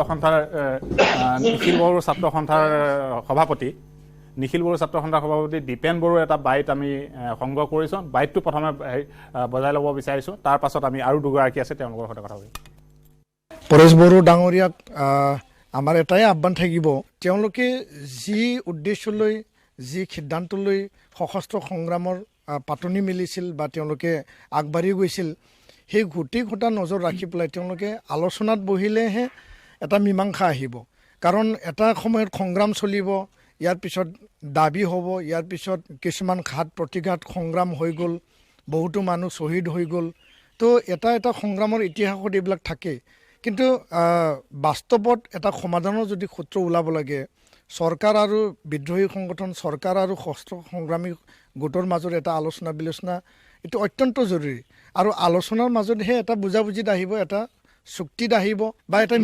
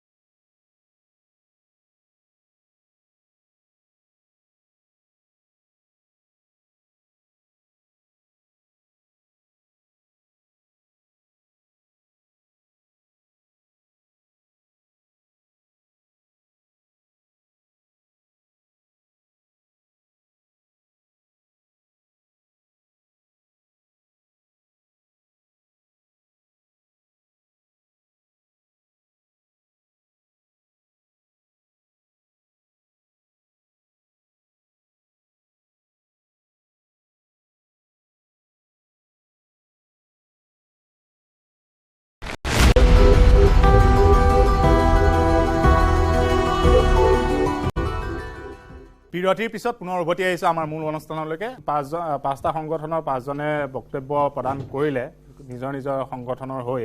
এতিয়া পৰেশ বৰুৱাৰ পৰা আমি এই বিষয়খিনি লৈ 5গৰাকীৰ চমুকে বিচাৰিম, তাৰ পাছত আমি অনুষ্ঠান সামৰিব লাগিব। কিন্তু প্ৰতিটো দল সংগঠনৰ আমি মতামত এটা ল'ম যে আচলতে এই অনুষ্ঠানটো, এই দীঘলীয়া অনুষ্ঠানটোৰ পৰা ৰাইজলৈ কি বাৰ্তা যাব, আমি কি কৰা উচিত, চৰকাৰলৈ কি আপিল থাকিব বা আলফা স্বাধীনলৈ কি প্ৰস্তাৱ থাকিব, কেনেদৰে সমস্যাটো সমাধান কৰাৰ এটা বাট এই অনুষ্ঠানৰ জৰিয়তে ওলাবনে নাই, সেইটো আমি শেষত পাতিম। কিন্তু পৰেশ বৰুৱাৰ পৰা আমি এই 5গৰাকী নেতাৰ বক্তব্য শুনিব বিচাৰিছোঁ উত্তৰ।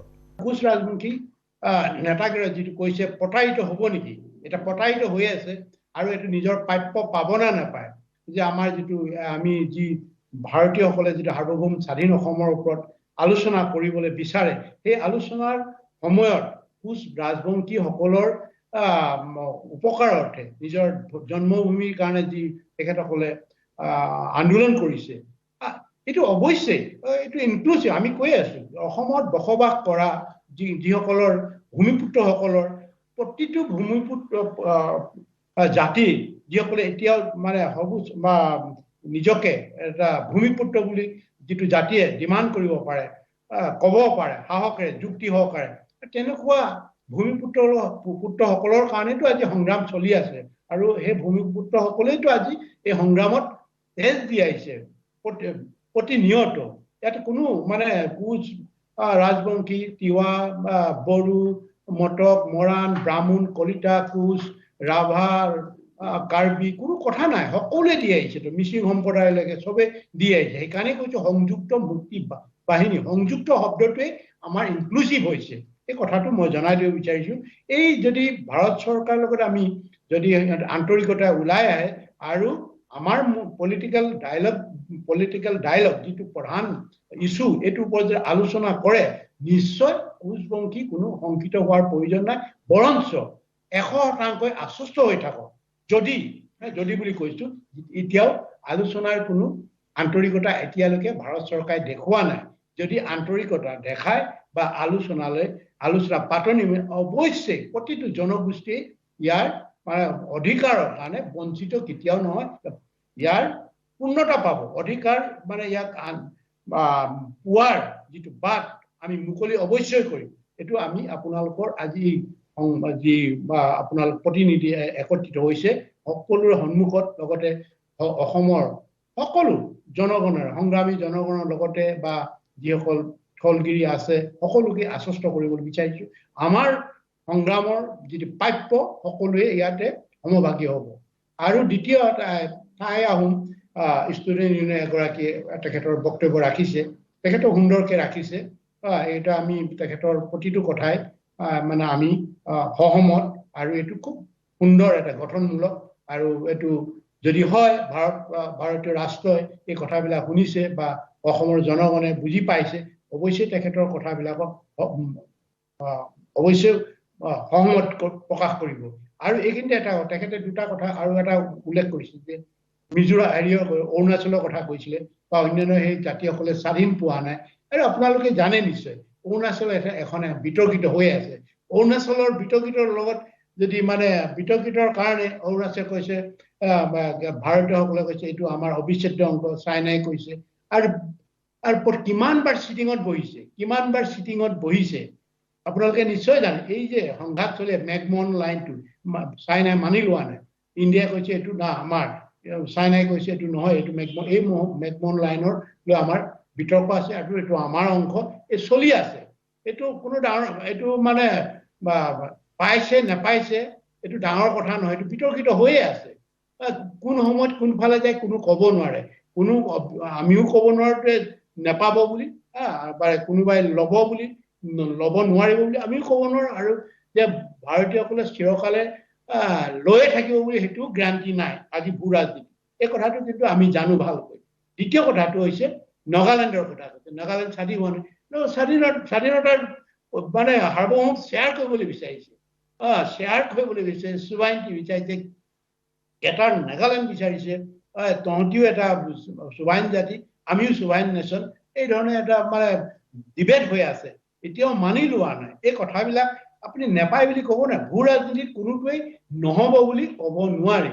বাংলাদেশে কোনোবাই ভাবিছিলে নেকি? ইমান দিন বাংলাদেশ 65 71লৈকেতো আছিলে, কোনো ভবা নাছিলে, পটককে হৈ গুচি গ'ল। ভূ ৰাজনীতিত ধৈৰ্য ধৰিব লাগিব।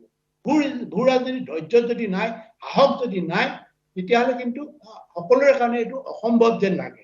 হয়, এতিয়া আলোচনা কথাটো, এই আলোচনা কথাটোত সাৰ্বভৌম স্বাধীনতাৰ বিষয়টো আলোচনা কৰিব লাগে। কোৱাৰ আগতে আপোনালোকে যদি চাফ চিকুণৰ কথা বুলি কৈ দিয়ে যে এনেকুৱা হ'ব লাগে, ৰূপৰেখাটো এনেকুৱা, এতিয়া আমি এক পইণ্টত আহিব লাগে। এক পইণ্টত আহিলে তেতিয়া ভাৰতীয়সকলৰ প্ৰেছাৰত আহিব, আমাক প্ৰেছাৰ নহয়।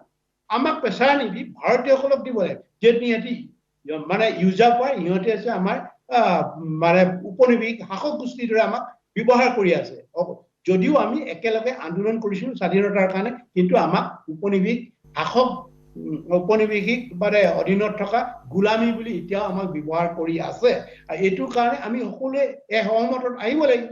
আৰু এইটো কথা সেইকাৰণে কৈছো, টাই আহোম যিটো আমাৰ ষ্টুডেণ্ট ইউনিয়নৰ বক্তাই ভাল কথা কৈছে, কিন্তু এই দুটাহে তেখেতে অলপ তেখেতৰ লগত মোৰ অলপ মতানৈক্য মানে এই ধৰণৰ নহয়। তেখেতে হয়তো যে নোহোৱালৈকে কি হ'ব, যে আমি তেতিয়াহ'লে তাৰ আগতে 370 আৰ্টিকুলত আছে, 370 কাশ্মীৰখন কি হ'ল, 370 দি থৈছিলে, 370ও কাইলৈ আমাৰ যদি কোনোবাই আকৌ ভাৰতীয় গণতন্ত্ৰ থাকি না আমাৰ 370 লাগে, আমি ভাৰতীয়ৰ লগত থাকিম, এইটো উঠাই লওক, এইখিনি মানুহে এনজয় কৰিছে, কিবা কৰিছে, এইবিলাক বিভিন্ন ধৰণৰ উলিয়াব। 370 ইয়াত যদি দিলেও আন্দোলন হ'ব, আন্দোলনৰ সহজ সংগ্ৰামো হ'ব পাৰে বা গণতান্ত্ৰিক আন্দোলনো হ'ব পাৰে স্বাধীনতাৰ পক্ষত। আমি এতিয়া খিলঞ্জীয়া বুলি কৈ আছো। ভূমিপুত্ৰ কোন? ভূমিপুত্ৰ ইয়াণ্ডাবুৰ পেকখন কেলে আছে? এতিয়া এই ইয়াণ্ডাবুৰ পেকখন যিয়েই অমান্য কৰিব, সিয়েতো মানে তথাকথিত সি কেতিয়াও আমাৰ অসমৰ ভূমিপুত্ৰ হ'ব নোৱাৰে। এইটো সেইখনে আমাৰ দলিল। তাৰ আগতে এই ভূখন ক'ব লাগিব, এই ভূখণ্ডটো ৰক্ষা কৰিবৰ কাৰণে ভূমিপুত্ৰসকলে জীৱন মানে আহুতি দিছে। আমাৰ পূৰ্বপুৰুষ যিসকল ভূমিপুত্ৰ আছিলে সেইসকলেতো জীৱন আহুতি দিছে। এইটোতো একে সহজ উপায়, এইটো সহজ উপায়। এইখনকে আমাৰ বুদ্ধিজীৱীসকলে অন্যান্য এইটোকে এতিয়া আমাৰ যিসকল অসমৰ মানে সামাজিক সংগঠন, বিভিন্ন জনগোষ্ঠী, সেইসকলে ক'ব লাগিব যে আমাৰ ইয়াণ্ডাবুৰ পেকখনে হৈছে আমাৰ সীমা। এইখন তাৰ আগতে কোন আহিছে, তাৰ পৰৱৰ্তী কোন আহিছে। সেইসকলে ভূমিপুত্ৰসকলে হিষ্ট্ৰিকেল ৰাইটটো থাকিব, পৰৱৰ্তী অহাসকলে এখন সিহঁতৰ কামৰ যোগেদি সিহঁতে চিটিজেনশ্বিপ পাব। এই কথাটো স্পষ্ট হ'ল। মই লাষ্ট এটাকেইজনৰ নাম নললে বেয়া হ'ব। আমাৰ তিৱা ষ্টুডেণ্ট ইউনিয়নৰ যিজন নেতা, তেখেতেও কৈছে তেখেতৰ যিটো তিৱা জনগোষ্ঠী পৃথিৱী বা মানে অসমৰ সকলোৱে জানে এইটো ভূমিপুত্ৰ তিৱাসকল। আৰু তিৱাসকল বঞ্চিত হৈ আছে, অধিকাৰ পাবই লাগিব। আমাৰ যিটো মানে ভাৰত চৰকাৰ যদি হয় আলোচনা, নিশ্চয় আমি এইবিলাক আমাৰ প্ৰতিটো জনগোষ্ঠীয়ে আমি এইটো পাব, পোৱাটো স্বাভাৱিক। আৰু আমাৰ আপচু যিজন নেতাই তেখেতেও কৈছে যে আমিতো সদায় বড়ো যিকোনো জনজাতি মানে অসমত বসবাস কৰা ভূমিপুত্ৰসকলক, এই ভূমিপুত্ৰসকলক কেতিয়া আমি স্বাৰ্থ ক্ষুণ্ণ নকৰো আৰু ইকুৱেল ৰাইট ভূমিপুত্ৰসকলে পাবই লাগিব। আৰু সেইটো আমি সদায় আমাৰ মনত আছে। এই কথাটো গোটেই ভাৰতবৰ্ষৰ ওপৰত ভাৰতীয় ৰাষ্ট্ৰৰ ওপৰত ডিপেণ্ড কৰিছে। আৰু এইটো আমাৰ প্ৰতিটো জনগোষ্ঠীৰ স্বাৰ্থ হ'বই। আৰু মৰাণ, আৰু তাৰপিছতে মৰাণ ছাত্ৰ ইউনিয়নৰ যে নৱ ডাঙৰীয়াই কৈছে, তেখেততো ঠিকেই কৈছে, সুন্দৰ কৈছে। আৰু এইটো মৰাণ জনগোষ্ঠী যে ডিপ্ৰাইভ হৈ আছে, এই কথাটোতো মই ক'লোৱেই। আজিলৈকে মৰাণৰ এটা মিনিষ্টাৰ দিয়া নাই। মৰাণতো হেৰি হৈছে, আজি গণতন্ত্ৰ চাওক, সিহঁতে আজি জাতি জনজাতি মৰাণ জাতিৰ নিচিনা মৰাণ মটক দুটা একেই আছে। মৰাণটো আজি হয়তো বহুতে বুৰঞ্জী নাযায়, মৰাণক মৰাণ বুলি কয়, মটকক মৰিপ বুলি কয়। এইটো এটা ঠাই নহয়, ঠাই অলপ হেৰিৰ লগত আছে, কিন্তু এইটো কাচিং চিম্ফো জাতিৰ এটা ঠাল। চিম্ফো 7টা আছে, 7টাৰ ভিতৰতে মৰাণ এণ্ড মৰিপটো মটক বুলি কয়। এইটো চিম্ফো আৰু মৰাণৰ বুৰঞ্জী চবেই জানে। বুৰঞ্জী হেৰিৰ লগত ব্ৰিটিছৰ বিৰুদ্ধে কিমান দিনলৈকে যুঁজি আছিলে। শেষটো ধনঞ্জয় যেতিয়া পলাই গৈছিলে, পলাই গৈ মটকৰ ৰাজ্যত আছিলে, মটক আৰু মৰাণৰ ৰাজ্যত এতিয়া শেষৰ বাৰৰ কাৰণে যুদ্ধ দিছে, যিখন যুদ্ধত মটক মৰাণৰ সৈনিক প্ৰায় 1000 মৰিছিলে। এইটোতো সিদিনাৰ কথা। এই কথাবিলাক মানে আমি জানো। কিন্তু আজি তথাকথিত গণতন্ত্ৰত পৰি আজি মৰাণৰ যিখন ঠাই আছে, কোনে ললে? মৰাণ মটকৰ ঠাই আজি তিনিচুকীয়া কোনে ললে? এইটোতো বুৰঞ্জী প্ৰকৃত কিমান মানে অৱস্থা। আজি আকৌ ভাৰতে তাতে তিনিচুকীয়াৰ পৰা আজি ভাৰতীয় গণতন্ত্ৰৰ যেতিয়া ইলেকশ্যন হয়নে, কোনে হয়, কোনোবা বিহাৰৰ ৰাম সিং, কনৱাৰ সিং, ধনৱাৰ সিং আহি এই তিনিচুকীয়াৰ পৰা মাত কিন্তু নামাতে। আজি আমি সেইকাৰণে কৈছো, আজি সুযোগ দিছো, মই খেতও নহয়, কিন্তু এই দেখিছো গণতন্ত্ৰৰ কাৰণে কেনেকে জনগোষ্ঠীয় পতিত হৈ আছে। আজি আজিলৈকে এটা কেণ্ডিডেট মানে তিনিচুকীয়াৰ পৰা মই যিমান দিন দেখিছো, তিনিচুকীয়াৰ পৰা কোনোদিনেই আমাৰ মৰাণ বা মটকৰ পৰা এটাও মানে প্ৰতিনিধি নাহে। এই কি হৈছে আজি সংগত যিসকলে মৰাণ ছাত্ৰ সন্থা কৰিছে বা অন্যান্য সেইসকলে কিয় নকয়, কিয় নিজৰ অধিকাৰ কৰিব নোৱাৰে? কাৰণ হৈছে ৰাজনৈতিক উদ্দেশ্যটো বুজি পোৱা নাই।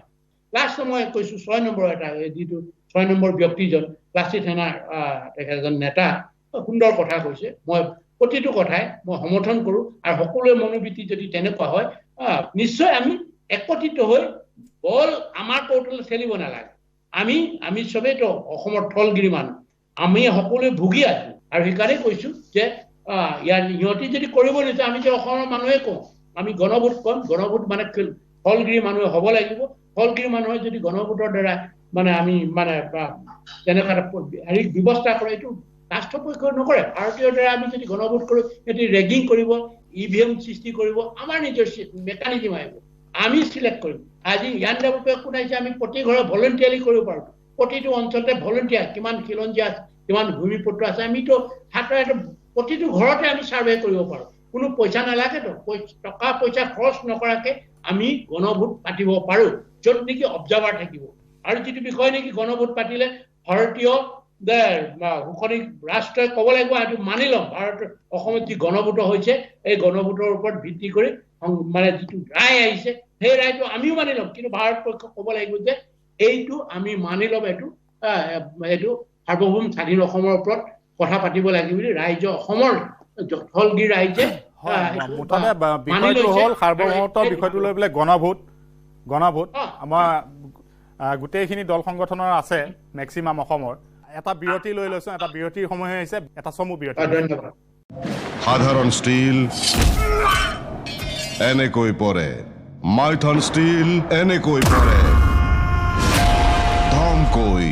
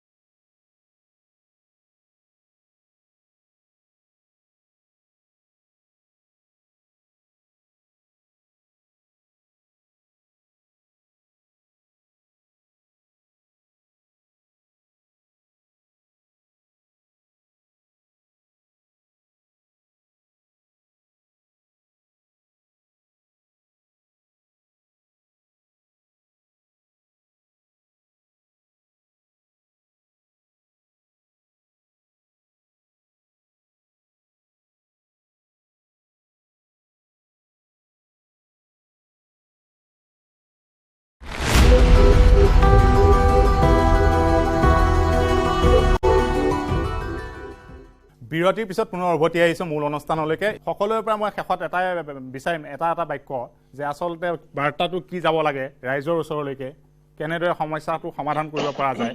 মই আছুৰ ফালৰ পৰা প্ৰথমে বিচাৰিম, যে বেছি দীঘলকৈ নহয়, যে লাষ্ট এটা চেণ্টেঞ্চ গোটেইকেইগৰাকীয়ে ক'ব যে সমস্যাৰ সমাধানটো কেনেকুৱাকৈ হ'ব লাগে, গণভোটৰ টাইপটো কেনেকুৱা হ'বগৈ, ছিষ্টেমটো কেনেকৈ যাব, সেইখিনি। প্ৰথম কথাটো হৈছে সদৌ অসম ছাত্ৰ সন্থাই যিটো কথা কৈ আহিছোঁ যে আমি গোটেই কথাটোৰ নিঃচৰ্ত আলোচনাৰ মাজেৰে সমাধান হোৱাটো বিচাৰোঁ। আলোচনাৰ মজিয়াত সকলো বিষয়ৰ আলোচনা হ'ব লাগিব, ছাত্ৰ সন্থাই কথাটো কৈছোঁ। কাৰণ কিয়নো ইমান দিনে এটা জাতীয় সংগ্ৰাম কৰি আছিলে, কিয়নো ইমান হাজাৰ হাজাৰ অসমীয়া ডেকা গাভৰুৱে প্ৰাণ আহুতি দিছিলে, সেই কিয়টোৰ ওপৰত আলোচনা হ'ব নোৱাৰাৰ কোনো থল নাথাকে। গতিকে আলোচনা সকলো বিষয়ে আলোচনা হ'ব লাগিব। আমি অসম চুক্তিৰ সময়ত দেখিছোঁ, বিটিআৰ চুক্তিৰ সময়তো দেখিছোঁ যে আলোচনা যিসমূহ দাবী লৈ হৈছে, আলোচনাৰ মজিয়াত গৈ পেলাই আলাপ আলোচনাত ইফাল সিফাল হৈছে, কিন্তু বিষয়টো কিয় আলোচনা হ'ব লাগিব সেই কথাবোৰ সকলোবোৰে আলোচনা হ'ব লাগিব বুলি ছাত্ৰ সন্থাই ক'ব বিচাৰিছোঁ। চমুকে ক'ব, সময় কম। আমি টাইমৰ তৰফৰ পৰা এটা কথা ক'ব বিচাৰিছোঁ যে আলোচনা হ'ব লাগিবই। আলোচনা অবিহনে কেতিয়াও এটা মানে মীমাংসা সংহত ওলাব নোৱাৰে। গতিকে আলোচনাৰ ভিত্তিত অসমৰ যি থলুৱা যিটো খিলঞ্জীয়া আছে, খিলঞ্জীয়াসকলৰ গণভোট হওক, আৰু গণভোটৰ ভিত্তিতেই আলোচনা হওক, আৰু আলোচনাত সাৰ্বভৌমত্বৰ মানে 1 নম্বৰ স্থান পাব লাগিব। তাৰোপৰি আপুনি সাৰ্বভৌমত্ব ছাবজেক্টটোৰ ওপৰত গণভোটৰ কথা কৈছে? হয়, সেইটো কথা কৈছে। সাৰ্বভৌমত্বৰ আধাৰত আলোচনা হওক, আৰু যদি সাৰ্বভৌমত্ব সাংবিধানিক কিবা বাধা নিষেধ আছে, সেইটো দৰকাৰ হ'লে সংশোধন কৰি, কাৰণ যিহেতুকে ভাৰতৰ সংবিধানখন ইতিমধ্যে কেইবাবাৰো সংশোধন হৈছে, যে অসমৰ স্বাৰ্থত এবাৰ সংশোধন কৰি দৰকাৰ হ'লে এই সাৰ্বভৌমত্বৰ আধাৰত আলোচনা হওক, কিন্তু আলোচনাৰ নামত আলোচনাটো আমি বিচৰা নাই। নিশ্চিতভাৱে আমি আলোচনা বিচাৰোঁ, কিন্তু এই আলোচনা সদিচ্ছা প্ৰকাশ কৰিব লাগিব কেন্দ্ৰীয় চৰকাৰে। কেন্দ্ৰীয় চৰকাৰে যেতিয়ালৈকে আলোচনাত নিবিচাৰিব, ভাৰত চৰকাৰে যেতিয়া আলোচনা বহিবৰ কাৰণে সদিচ্ছা প্ৰকাশ নকৰিব, আমি ইয়াতে যিমানেই দল সংগঠনবিলাকে কৈ নাথাকোঁ কিয়, সেই আলোচনা ফলপ্ৰসূ এক আলোচনাত উপনীত নহ'ব। গতিকে মই ভাবোঁ যে কেন্দ্ৰীয় চৰকাৰে গোটেই বিষয়টো সদিচ্ছা প্ৰকাশ কৰি আলফা আৰু ভাৰত চৰকাৰৰ মাজত আলোচনা কৰি এই গোটেই বিষয়টো এক ৰাজনৈতিক সফল পৰিসমাপ্তি ঘটাবৰ কাৰণে কেন্দ্ৰীয় চৰকাৰে উদ্যোগ গ্ৰহণ কৰিব লাগে। আমি আক্ৰাছোঁ এই কথাখিনিয়ে যে সাৰ্বভৌমত্বৰ ওপৰত আলোচনা হওক, আমাৰ ইয়াত কোনো দ্বিমত নাই, কিন্তু এই আলোচনাৰ পৰিসমাপ্তি ইয়াত জাতি জনগোষ্ঠীৰ, অসমত বসবাস কৰা জাতি জনগোষ্ঠীসমূহৰ অধিকাৰ সুৰক্ষিত হ'ব লাগিব। কোচ ৰাজবংশী, আগতেই কৈছোঁ, কোচ ৰাজবংশীসকল বহু য'ত নিজৰ শাসন ব্যৱস্থা, য'ত নিজৰ ভূমিতে আজি নিথৰুৱা হৈছোঁ, আমাৰ আজিৰ অধিকাৰৰ পৰা আমি বিচ্ছিন্ন হৈছোঁ। সেইকাৰণে কৈছোঁ যে আলফাৰ সংগ্ৰামৰ এটা পৰিসমাপ্তি গঠনমূলক অসমৰ ৰাইজে, অসমৰ প্ৰতিটো জাতি জনগোষ্ঠীয়ে পাব লাগিব, 6টা জনগোষ্ঠীয়ে ন্যায় পাব লাগিব। এইখিনি হয়, সকলোৰে এটাই কথা, আলোচনাৰ নামত আলোচনা প্ৰতাৰণা যাতে নহয়। আচলতে আমি টাইহোম যুৱ পৰিষদ টাইপাৰ কেন্দ্ৰীয় সমিতিৰ পৰা এটা কথাই কওঁ যে আলোচনাৰ এটা সময় থাকিব লাগিব, আচলতে নিৰ্ধাৰণ এটা সময়, 5 বছৰ এটা সময়। আৰু গণভোট যদি হয়, খিলঞ্জীয়া থলগিৰি যিসকল মানুহ, মই আগতে কৈছোঁ 1826ৰ আগত যিসকল বসবাস কৰিছে তেওঁলোকৰ গণভোট হওক। আৰু দ্বিতীয় কথা হ'ল, এনেধৰণে আচলতে কেন্দ্ৰীয় চৰকাৰ সদিচ্ছা কিমান আমি ইতিমধ্যে গম পাইছোঁ, আৰু কেইবাটাও আলোচনা ইতিমধ্যে প্ৰক্ৰিয়া মানে আধাত শেষ হৈছে। গতিকে এইবাৰ যদি আলোচনা হয়, ইয়াৰ এটা নিৰ্ণায়ক আচলতে ভূমিকা, আৰু অসমবাসীয়েও এই ৰক্তক্ষয়ী যিটো সংগ্ৰাম 4 দশক যোৱা এইটো সমাধান বিচাৰিছে। গতিকে আলোচনা এটা ফলপ্ৰসূ সিদ্ধান্ত হওক। ধন্যবাদ। আগতেও কৈছোঁৱেই সদৌদীয়া ছাত্ৰ সন্থাৰ তৰফৰ পৰা যে আলোচনা নামত আলোচনা হ'ব নালাগে। ইতিমধ্যে আমাৰ পলাশ চাংমাই ডাঙৰীয়াই কৈছে যিহেতুকে আলোচনা কেন্দ্ৰীয় চৰকাৰৰ লগত হ'ব, গতিকে কেন্দ্ৰীয় চৰকাৰে সদিচ্ছা প্ৰকাশ কৰিব লাগিব। গতিকে অসমৰ মাননীয় মুখ্যমন্ত্ৰী ডাঙৰীয়াক মই অনুৰোধ জনাইছোঁ, আগতেও এবাৰ কৈছোঁ যে তেওঁ এটা পদক্ষেপ লওক, আৰু সেই পদক্ষেপটো যাতে অসমৰ স্বাৰ্থত হওক, অসমীয়াৰ স্বাৰ্থত হওক, থলগিৰিৰ স্বাৰ্থত হওক, জনজাতিসকলৰ বা বিভিন্ন জাতি জনগোষ্ঠীসকলৰ স্বাৰ্থত হওক, এইটোৱে আমি কামনা কৰিছোঁ। ইতিমধ্যে মুখ্যমন্ত্ৰী ডক্টৰ হিমন্ত বিশ্ব শৰ্মাই কৈছে যে সাৰ্বভৌমত্ব বিষয় লৈ পেলাই দল সংগঠনৰ যিটো, সেই উদ্দেশ্যে আচলতে আমি আজি ইয়াত একেলগে বহিছোঁ যে সকলো দল সংগঠনৰ কি কি মতামত হ'ব পাৰে। ইতিমধ্যে আপোনালোকে বক্তব্য কৰিছে, এই ক্ষেত্ৰত মুখ্যমন্ত্ৰীয়ে দিল্লীক কেনেদৰে, কেন্দ্ৰীয় চৰকাৰ কেনেকৈ প্ৰস্তাৱ দিয়ে সেইটো লক্ষণীয় হ'ব।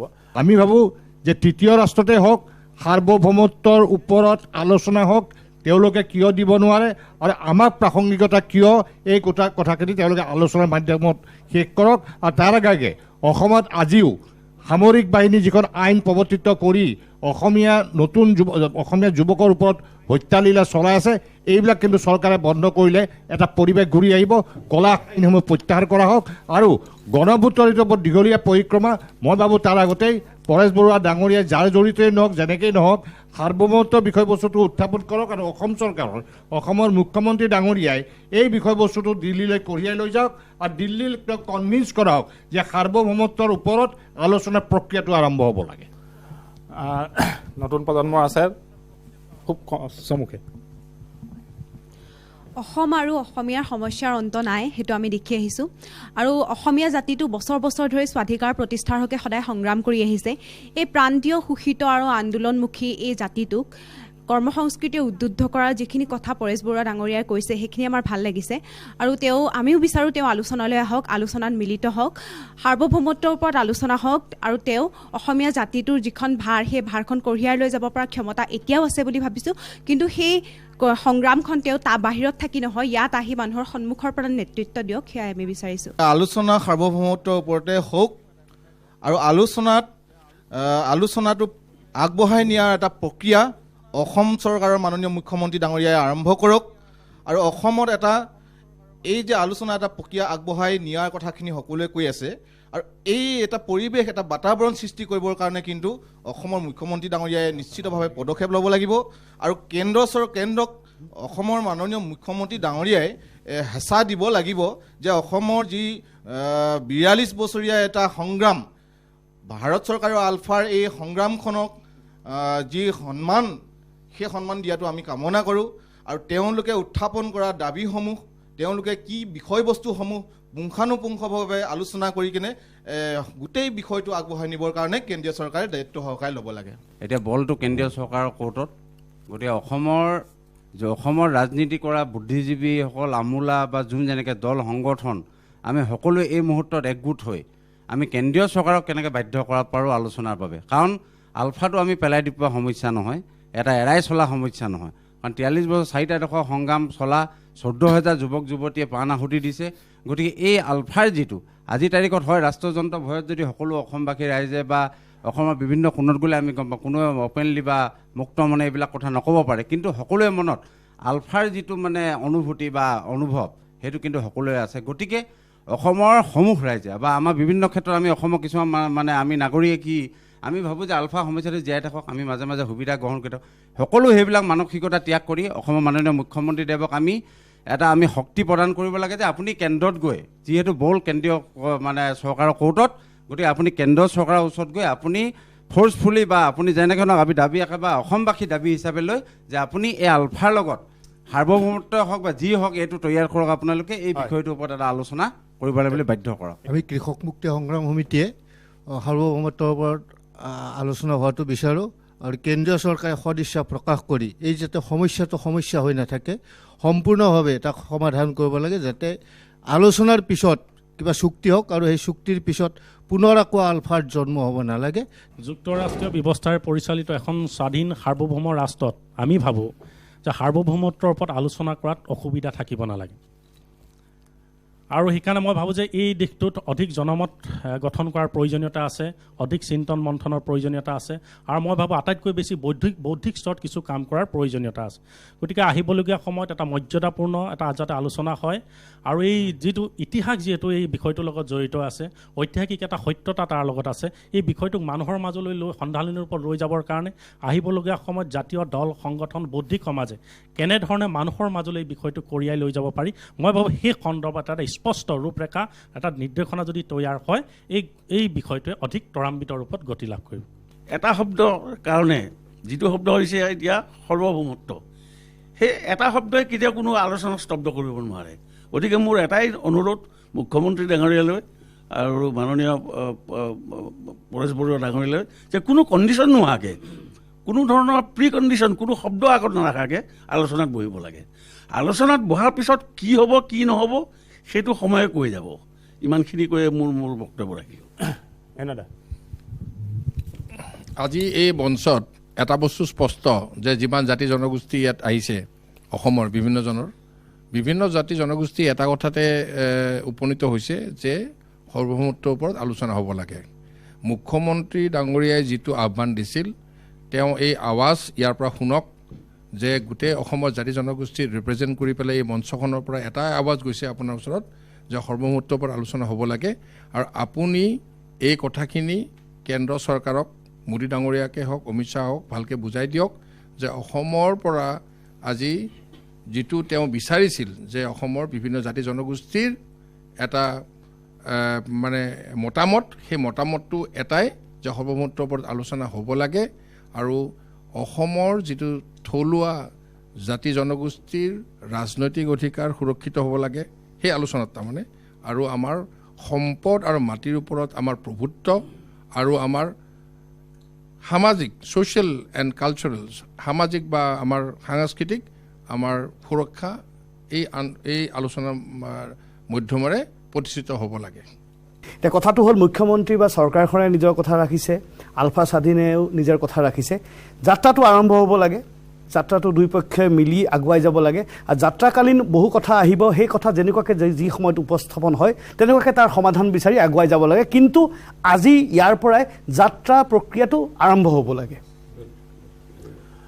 ইয়াত যিমান দল সংগঠনৰ প্ৰতিনিধি আছে তেওঁলোকে সকলোৱে নিজৰ নিজৰ মন্তব্য প্ৰকাশ কৰিলে পৰেশ বৰুৱাৰ পৰা দুটা চেণ্টেন্সত শুনিম সময় কম সকলোৱে একমতত উপনীত হৈছে ইয়াত যিসকল বক্তা আছে দল সংগঠনৰ সকলোৱে কৈছে যে আলোচনা হ'ব লাগে বিষয় যিয়ে নহওক সাৰ্বভৌমত্ব বিষয়টোত হেঙাৰ হ'ব নালাগে এই বাৰ্তাটো এই মঞ্চৰ পৰা গৈছে আপোনাৰ পৰা দুটা চেণ্টেন্সত শুনিব বিচাৰিম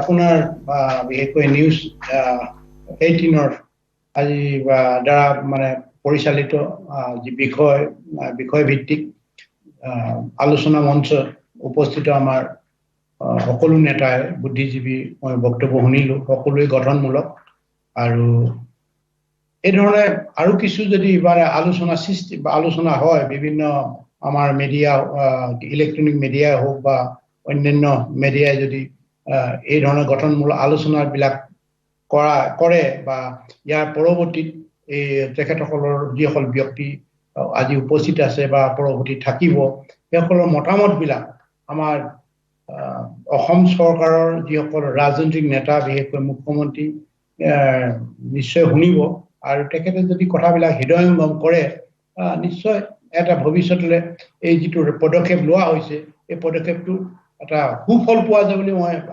আশাবাদী আৰু যিহেতু নেকি এইটো সাৰ্বভৌম স্বাধীন অসমৰ বিষয়টো এইটো কোনো ধৰণৰ হেঙাৰ নহয় আমি আগতেও কৈছোঁ গণতন্ত্ৰত কোনোদিন হেঙাৰ হোৱা নাই আৰু ইয়াৰ ইতিমধ্যে বিভিন্ন ৰাষ্ট্ৰই ইয়াক প্ৰতিষ্ঠিত কৰিছে এই কথাটো আমাৰ মুখ্যমন্ত্ৰীগৰাকীয়ে বুজি লৈ যদি দিল্লীত উপনিবেশিক ৰাষ্ট্ৰক যদি বুজাব পাৰে তেতিয়া নিশ্চয় আমি আমাৰ আজি যিটো গঠনমূলক আলোচনা বিভিন্ন আজিয়ে নহয় ধাৰাবাহিকভাৱে চলি আহিছে ধাৰাবাহিকভাৱে আৰু চলিব তেতিয়াহ'লে কিন্তু আমি সকলো আশা কৰিব পাৰিম যে ভাৰতীয়সকললৈ এটা মেছেজ গৈছে ভাৰত ৰাষ্ট্ৰলৈ এটা মেছেজ গৈছে এই মেছেজবিলাক নিশ্চয় তেখেতসকলে কিছু হ'লেও পঢ়ি বা জানি আমাৰ যিটো এটা জাতিৰ এটা বৃহৎ জাতি যি জাতিৰ বিভিন্ন জাতি জনগোষ্ঠীৰ দ্বাৰা গঠিত এই জাতিৰ ঐতিহ্যক সন্মান দিব এই জাতিৰ বুৰঞ্জীক সন্মান দি আলোচনাৰ পথ মুকলি কৰিব বুলি মই ভাবোঁ আজি ইতিবাচক সমাপ্তি ঘটিছে এই অনুষ্ঠানৰ জৰিয়তে চৰকাৰলৈ এটা মেছেজ গৈছে পৰেশ বৰুৱা ডাঙৰীয়াই আলফা স্বাধীনৰ হৈ তেওঁৰ বক্তব্য প্ৰদান কৰিলে আৰু যিসমূহ দল সংগঠনৰ প্ৰতিনিধিয়ে ইয়াত অংশগ্ৰহণ কৰিল তেওঁলোকৰ নিজৰ নিজৰ মন্তব্য দিলে যে আলোচনা হ'ব লাগে বিষয়ে কোনো হেঙাৰ হ'ব নোৱাৰে সাৰ্বভৌমত্ব হেঙাৰ হ'ব নোৱাৰে সেইটো এটা স্পষ্টকৈ উল্লেখ কৰিছে তেওঁলোকে আৰু সেই বাৰ্তা অসম চৰকাৰ বা ভাৰত চৰকাৰলৈ যাব তেওঁলোকৰ ওপৰত এতিয়া বলটো গৈছে সকলোলৈকে ইয়াত অংশগ্ৰহণ কৰা সকলোলৈকে ধন্যবাদ জ্ঞাপন কৰি আজিৰ এই অনুষ্ঠানৰ পৰা বিদায় লৈছোঁ সাধাৰণ ষ্টীল এনেকৈ পৰে মাইথন ষ্টীল এনেকৈ পৰে